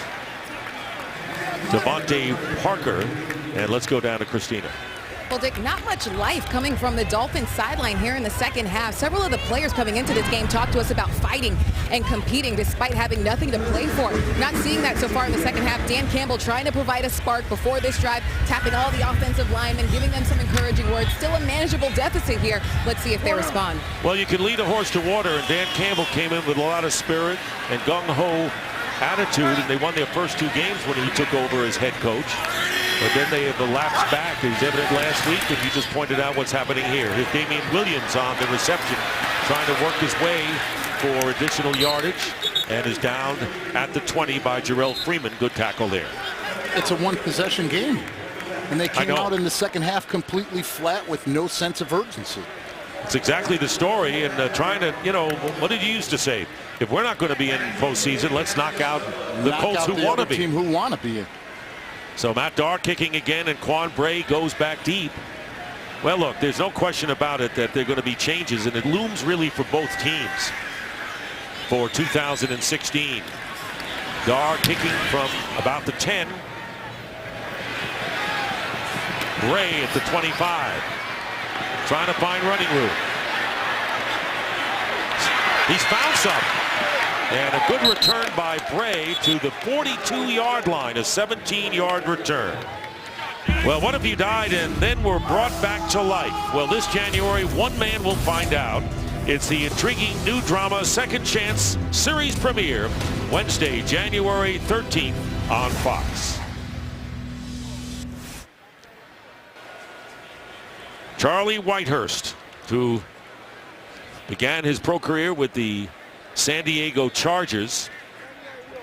First 4 years with San Diego, journeyed north to Seattle, back to San Diego for a couple of years, in the last 2 seasons with the Tennessee Titans. Starting at the 41. Frank Gore with 82 yards rushing. Here's Gore. And the Dolphins are there. Great penetration by Olivier Vernon. And that was one of the matchups I said earlier in the game. Up until this point, Anthony Costanzo has been winning this battle at the line of scrimmage. So, yes, he may have just had a tackle on that play, but that's the life of an offensive lineman. You could block a guy 60 times in a game. He has 1 sack. That guy had an unbelievable game. Here's Landry and going over some routes from an assistant coach. By the way, the Dolphins near the bottom of the league in so many categories, really playing much better defensively in this game than they have. Second down and 12 for Whitehurst. And this pass is caught, and a first down for T.Y. Hilton. T.Y. Hilton, who played at Florida International University, a native here, as we said. This is one thing when I said I had the Colts game. My daughter goes, that's the receiver that has the cool mouthpiece, right? Because you see he has the fangs on it. That's what she knows. That's what girls notice. Yeah. And they're not uniforms, they're outfits. Back-to-back 1,000-yard receiving seasons for Hilton. And this pass is caught by Andre Johnson. Well thrown by Whitehurst. And it'll be a first down out to the 32-yard line of the Dolphins. Whitehurst now has completed 4 of 7 passes for 34 yards. Those are back-to-back nice throws. The one to T.Y. Hilton to the sidelines, getting it over the top perfectly, and now delivering that one to Andre Johnson. He's playing with a lot of poise. And he's the third stringer. First down on the 32 of Miami.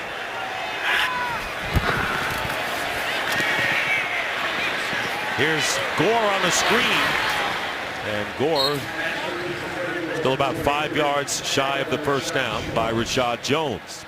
Well, in the NFC, the playoff picture, boy, Seattle and Minnesota continue to win. The Atlanta Falcons still alive, and they're still leading the Panthers 14-10, but they're going to need help if they're going to edge their way into the wild card. But how about the Washington Redskins clinching last night against the Eagles? Second down and 4 from the 26. And a whistle. False start.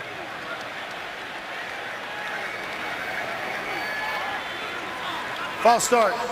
Offense, number 62. 5-yard penalty. Second down. Khaled Holmes. 5-yard penalty. He's playing right guard right now, in place of Hugh Thornton. Brings up 2nd and 9.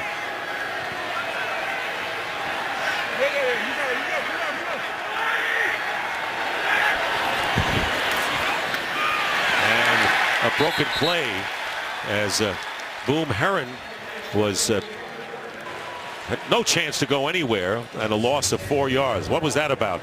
I have no idea. That's where the inexperience and not being on the field with the run fits or what play that they were exactly trying to run here, just completely off. And you could see that the timing was off, the handoff was off, and what does it lead now to? A 3rd and 13. Colts are 5 of 9 on 3rd down conversions.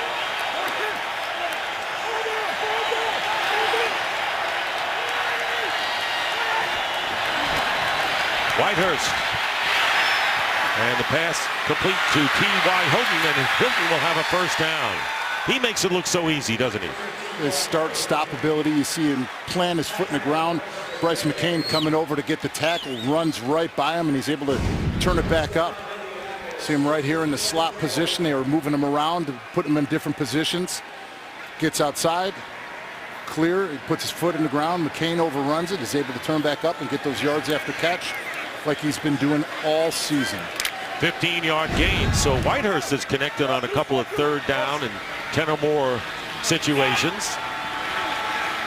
One eventually led to a Colt touchdown in the first half.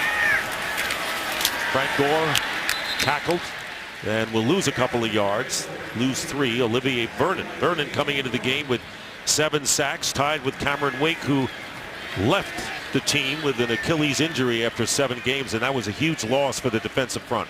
The other biggest thing that he was able to do was get hits on the quarterback. Coming into this game, he had 26, so even when he wasn't able to come up with the sack, he still was letting his presence be known by opposing quarterbacks. So again, a long yardage situation, and there is Cam Wake. 2nd down and 13. Back to the 23. And Whitehurst again going underneath, thrown a little bit behind Frank Gore. The pass is ruled incomplete. Vernon has definitely turned it on in this past series. He had the 2 tackles, and he just had a pressure with an inside spin move. So this is, once again, here we are in another 3rd and long position. Let's spotlight this and see if he's able to come up with something. 3rd down and 13 on the 23. Boom Herron, former Bill, and has been really a solid receiver out of the backfield. And let's see if Whitehurst goes downfield with this one. Well, he hands off to Herron, and Herron going wide, and will be knocked out of bounds at the 20 after a gain of 3 by Neville Hewitt. Zach Vigil started, undrafted rookie from Utah State, and Hewitt from Marshall. Said spotlight Vernon. They tried to put him inside, bringing a tight end over as in on the pursuit and still able to set the edge. But Boom Herron, follow your lead blocker. He bounced that one outside. If he stays in the inside hip of his guard, he's going to get some yardage. Well, here's Adam Vinatieri looking for his 500th career field goal. He missed his first 2 of the year and has made 21 in a row. This will be from 38 yards. Here is Vinatieri. And it's number 500 for Adam Vinatieri. And it wasn't that long ago his kick won the Super Bowl for the Patriots over the Rams in the Superdome. Today's game on Fox is sponsored by Sprint. Switch today and save. By the U.S. Army. And by Burger King. Now get 10 chicken nuggets for $1.49 only at BK.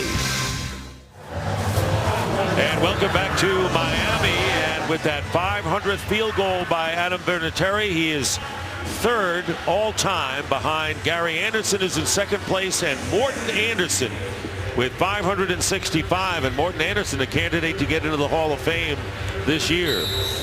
Adam Vinatieri won't be far behind him. There he is, 42 years old, the oldest player in the league.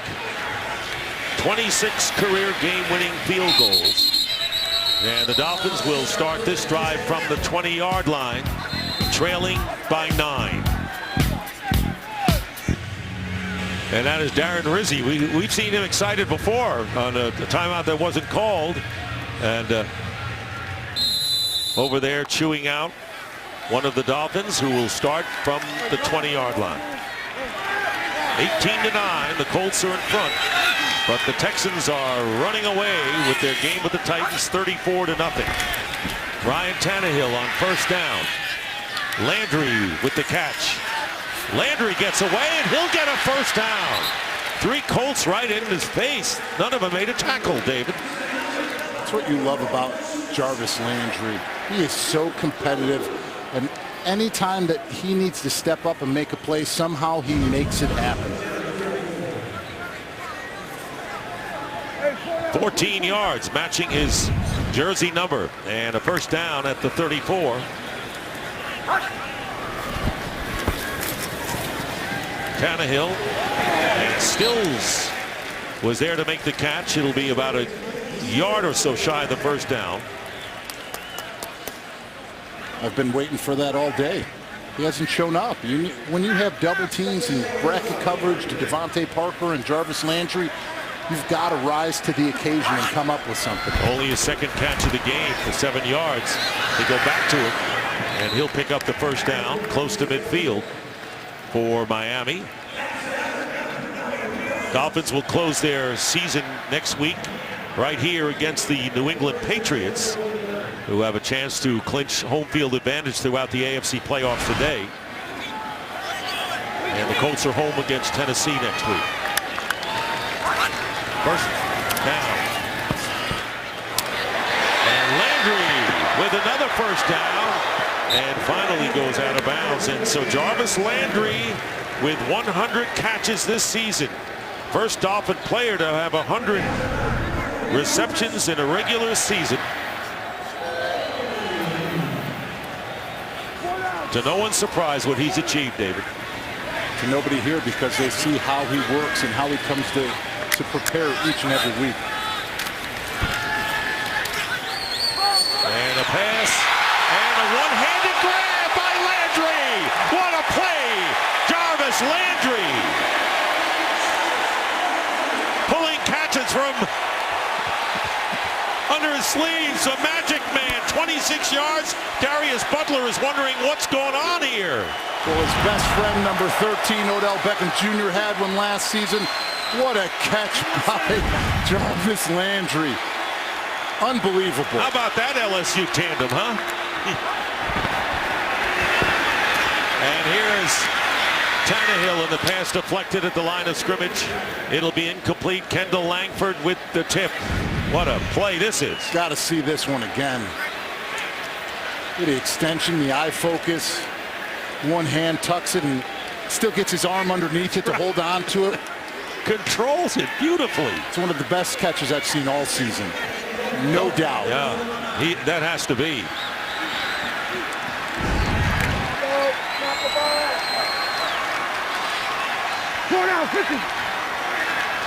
Second and goal at the 9.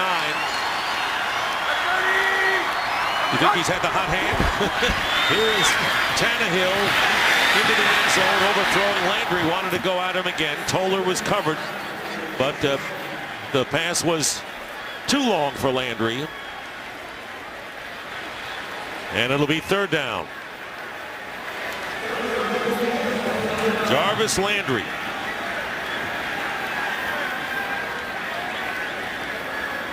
Puts himself in the Miami Dolphin record books. First Dolphin player to have 100 receptions and 1,000 receiving yards in the regular season. That's what he's done. They've had some great receivers here.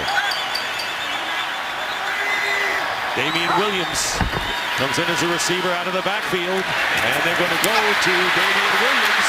Williams takes 4 Colts to bring him down, about 2 yards short of the first down. When adversity hits, you see the true character testing the man, and throughout that entire time, Jarvis Landry has risen to the occasion through all of it. So it's 4th and goal, and the crowd disapproving the decision to send Andrew Franks on for a field goal.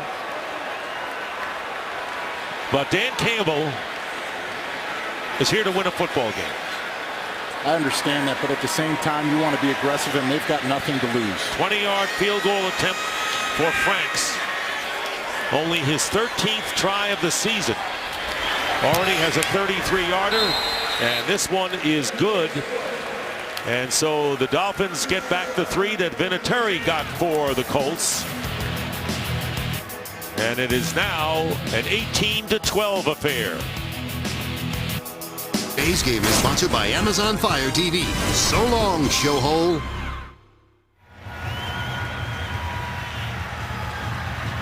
The Colts lead the Dolphins 18-12. That's the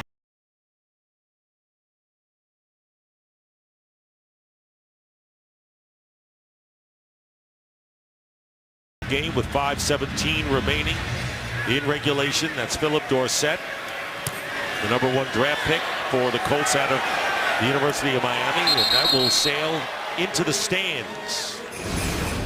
Here's another look. No words needed. Colts will have a first down on the 20-yard line, leading by 6. Frank Gore, by the way, 72 of his 77 yards were achieved in the first half, has only 5 second-half yards on the ground. Here is Gore, and he's not going to get back to the line of scrimmage thanks to Ndamukong Suh, and a flag there. Back on the 18. Defense, offside. Number 79, 5-yard penalty. Still first down. It's on Derek Shelby. Jarvis Landry has 185 catches, which are most in the NFL history through the first 2 seasons. If you want a highlight reel, start with that one. Backpedaling into it, focus, body control, tucks it away. Like I said earlier, that is definitely one of the best catches I've seen all season, and matches his counterpart and friend, Odell Beckham Jr. I have to agree. Here's Gore on first down and 5, and a first down. Good run by Gore. Well, coming up next, it's America's Game of the Week with a huge clash between the division leaders, the Packers and the Cardinals. Others will see the Rams and the Seahawks. America's Game of the Week coming up next here on Fox. Pretty good matchup there, huh? Aaron Rodgers, Carson Palmer. Gotta love watching veterans duel it out like this. Cardinals can clinch a first-round bye with the win. And the Packers battling the Minnesota Vikings for supremacy in the NFC North. They need to win and have the Vikings lose to the Giants, who've been eliminated thanks to the Redskins last night. Whitehurst, and the pass going right through Andre Johnson. Incomplete. Olivier Vernon making it difficult for Whitehurst with good pressure there. That's the first hit that Whitehurst has taken since coming in. So he may have just gotten that one, and Vernon may have got the best of Costanzo on that one, but they've done a nice job of protecting him and putting him in positions where he can get rid of the ball quickly and still throw accurately. Remember, the Colts did score a touchdown after Whitehurst came in for Matt Hasselbeck, who went out toward the end of the second quarter with the shoulder injury. Frank Gore has scored the 2 touchdowns for the Colts. Second down and 10. And Gore again will be dragged down, this time by Ndamukong Suh, and another penalty.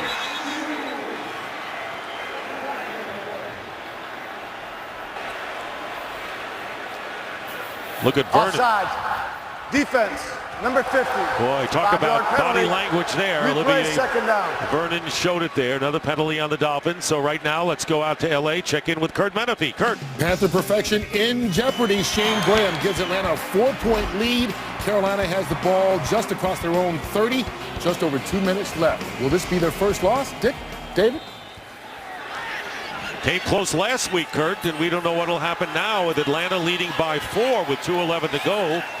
And, of course, Carolina trying to remain undefeated. Atlanta, playoff hopes. They have to win, and they got to get somebody to hurt Seattle a little bit. Second down and 5. Fake to Gore. Whitehurst being chased by Suh. Throws it up, and it is caught by Jack Doyle. And Doyle will have close to first down yardage. Whitehurst, with his knee, may have been shaken up a bit. Well, let's see now. Carolina, this is what's at stake here for them. Number 1 seed, home field throughout the NFC playoffs. It'll be a first down for the Colts. Texans, by the way, leading 34-0 over the Titans. Colts needed some help from Tennessee today. But this race isn't over yet officially. And a timeout called by Indy. So now 2 timeouts left for the Colts, 18-12. Locked in another tight game as they were against Houston last week, which they lost at home. Charlie Whitehurst took a shot here by Ndamukong Suh. They didn't have their play call ready, and you could see that he was shaken up. They took a timeout now. Let him come to the sidelines and regroup, because they do not want to have Charlie Whitehurst go down now. No, Stephen Morris, who was picked up from the Eagles practice squad later in the week, was in the Jaguars camp as well. Originally a free agent rookie from Jacksonville. Played at the University of Miami, did Morris, and actually started the last 25 games he played with them.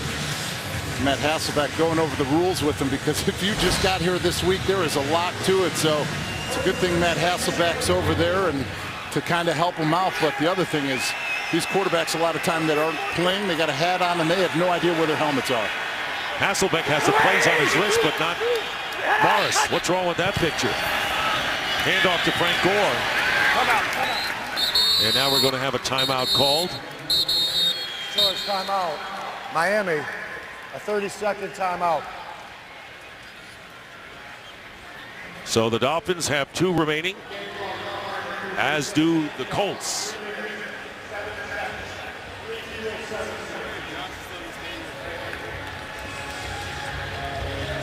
So another timeout called here. Whitehurst. Say one thing, it's really amazing that here the Colts are still in contention, despite the fact they've had their quarterbacks banged up. Really, I mean, that's amazing. They're up to their 3rd quarterback, and they have a 4th one waiting in the wings. But this is the thing that has plagued the Colts all season, is finishing football games. 4-minute drives are all about an attitude and determination that if you really want the game better than the other team and you want it more, you get it done right now. 2nd and 11. Whitehurst swings it out, and it's Doyle again. And Doyle to the 45 with 3:02 on the clock. And another timeout. This by the Dolphins. They have 1 timeout remaining. And 3:02 on the clock. It's a 6-point game. Dolphins with a 3rd down and 10. They're looking to get the ball back and get a touchdown and an extra point. And that would be enough to win the game. Of course, before the end of this one, done deal. David's player of the game coming up.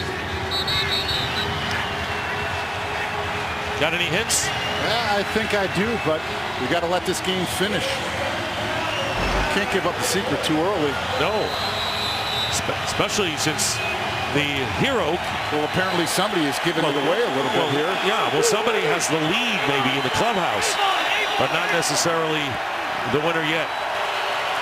Whitehurst, third down, 3 of 5 for 29 yards. He's been effective on third down plays, being chased here and loses the ball, and it goes out of bounds. It was DeMontre Moore, the former New York Giant, who chased Whitehurst, and he throws his helmet and is limping. I think it's a hamstring. He's grabbing that left leg, and I think that's what he pulled up with. So Moore, the former Giant, penetrating and knocking him out of bounds. Well, at least the Colts don't have to think about the quarterback situation right now. It is fourth down, and Pat McAfee will be punting, and Jarvis Landry is back deep. So will Stephen Morris sign this week, make an appearance. And this punt by McAfee, a beauty, and that will be a touchback.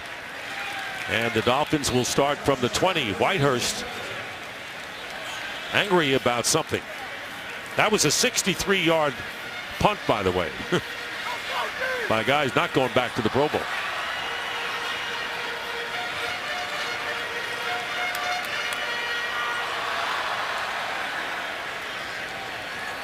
Ryan Tannehill has completed 22 of 31, and there is Morris, who may be called upon to win a game for the Indianapolis Colts if Ryan Tannehill can lead a drive here.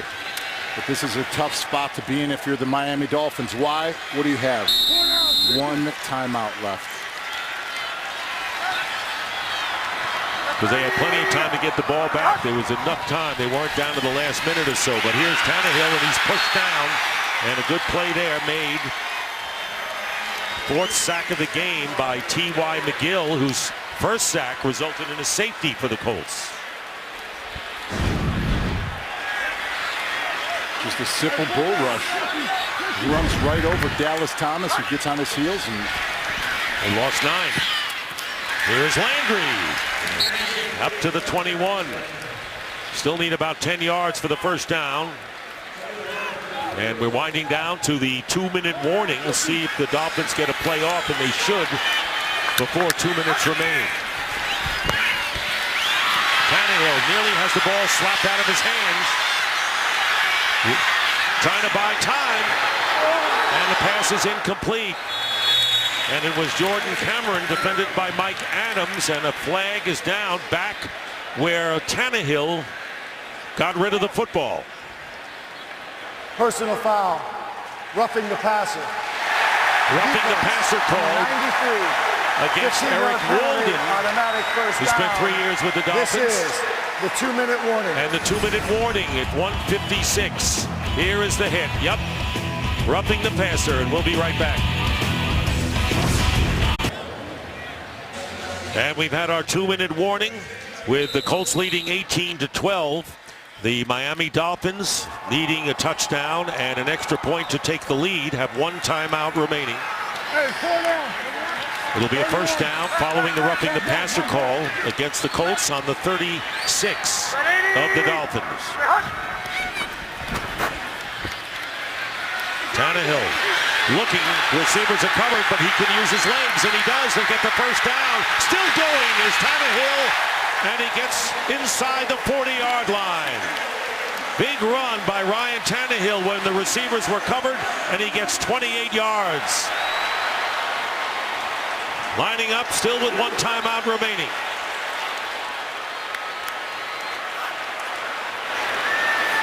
From the 37, and a screen pass to Lamar Miller. And Miller will step out of bounds about a yard and a half shy of the first down. Picking up 7.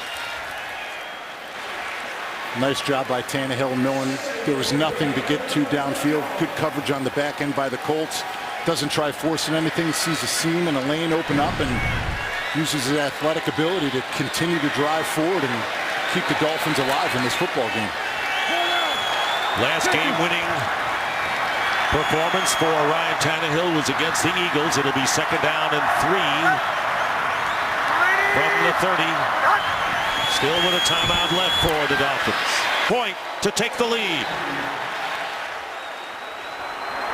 They're on the 16 now of the Colts. Tannehill goes down, tackled by Kendall Langford. 5 sacks and a loss of 7. Second timeout. And a timeout call. Tannehill is limping, but first let's go out to L.A. Mike Hill with the game break. All right, Panthers undefeated season in series jeopardy. Shane Graham 54-yard field goal made it 20-13, and Cam Newton just fumbled with just 1 minute and 2 seconds to go. So it looks like the Falcons about to win it. The 72 Dolphins, they might be able to light up those cigars, fellas. All right, Mike, what a shocker, because the Carolina Panthers would have wrapped up home field throughout the playoffs, and Atlanta leading 20-13 with 1:02, and the New England Patriots are tied with the Jets with 33 seconds to go in the fourth quarter, with the Patriots with a chance to wrap up the AFC home field. But here it's a 2nd and 18, Dave. And this drive is all stemming back. They were pretty much stopped, but that Eric Walden personal foul late hit on the quarterback is what allowed them to continue to stay alive in this football game and drive down the field. Meanwhile, the 5 sacks, a season's high for the Colts. 2nd down and 18 on the 22 of Indy. And here's Tannehill, and it's Landry again, breaks a tackle. And Landry trying to drive for the first down, and he may have it. Drives for the first down and gets out of bounds to stop the clock. Darius Butler missed the tackle, and a 19-yard play. It'll be 1st and goal for the Dolphins. 8th play of the drive coming up, and the fans here in the stadium on their feet. Doesn't matter what your record is. Come from behind and win a game late, and they haven't done it yet. The fans would love it. 1st and goal at the 5. And Tannehill looking, firing, incomplete. And it was Landry again, the intended receiver, and covered by Greg Toller. I know that they've been trying to move the pocket, and we've seen it more here in the second half than in the first half, but it hasn't been successful for them. They haven't had any completions off of it. When they've protected him and when they've given him time in the pocket, that's when he's been able to deliver accurately and keep this Colts defense and secondary on their heels. And the Dolphins out of timeouts. It'll be 2nd down and goal from the 5.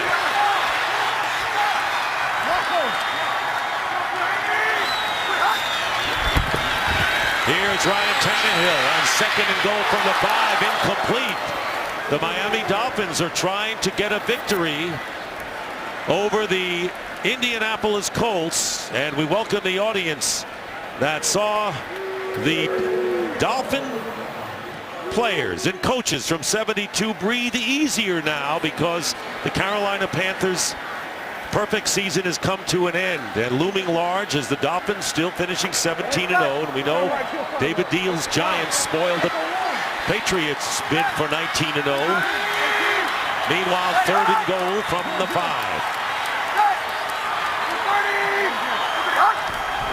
Tannehill on 3rd down and goal, and his pass incomplete, and a terrific play made by Darius Butler on Jarvis Landry. This game is up for grabs here with 27 seconds left. Nice tight coverage, is able to beat him to the point, doesn't let the slant beat him across his face, and bounces back after that big catch that Jarvis Landry had over him. So this is the 11th play of the drive, and Damian Williams in there. Colts, slim playoff hopes. And now a timeout called by Indy. They have 1 left. 1 timeout left for the Indianapolis Colts in this game. The Houston Texans leading 34-0 in the game. But I think this is what NFL football is all about, David Deal, and that is the fact that you could be 5-9 and you want to win this game. Frank Gore scored 2 touchdowns. The Colts led at halftime, but the Dolphins came back Both starting quarterbacks have been hurt. Tannehill has remained in there, but Hasselbeck had to come out for Whitehurst. He did. Hasselbeck had to come out. Whitehurst comes in. Whitehurst is limping when it looks like a hamstring, so they're unsure of their quarterback position. But this is what has plagued the Indianapolis Colts all season, the inability to put the nail in the coffin and end games and beat football teams. But it's right here on 4th and goal.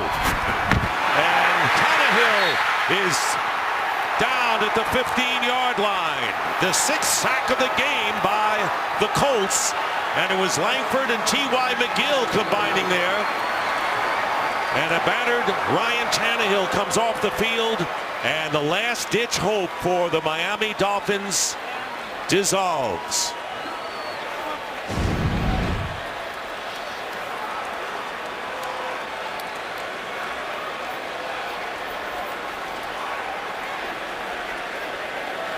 I don't even have to say anything.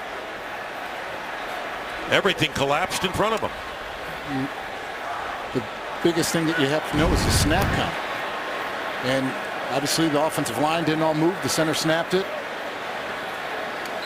Cost them the game. And the Colts take over on downs. Frustrating game, underscoring a frustrating season for the Dolphins, who likely will drop to 5-10. Meanwhile, for the Colts, Robert Mathis right in the middle of it. 6 sacks. Mathis had 1.5. And the Colts win.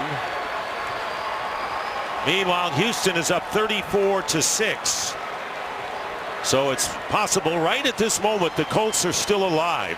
However, the strength of victory scenario, the tiebreaker on strength of victory, which goes deep in games yet to be played, could determine the Colts' fate later on. But right now the Colts remain alive, and they have won by a score of 18-12. For David Deal and Christina Pink, Dick Stockton saying so long. Now let's go to the State Farm Game Break Show with Kurt Menefee and the boys in Los Angeles.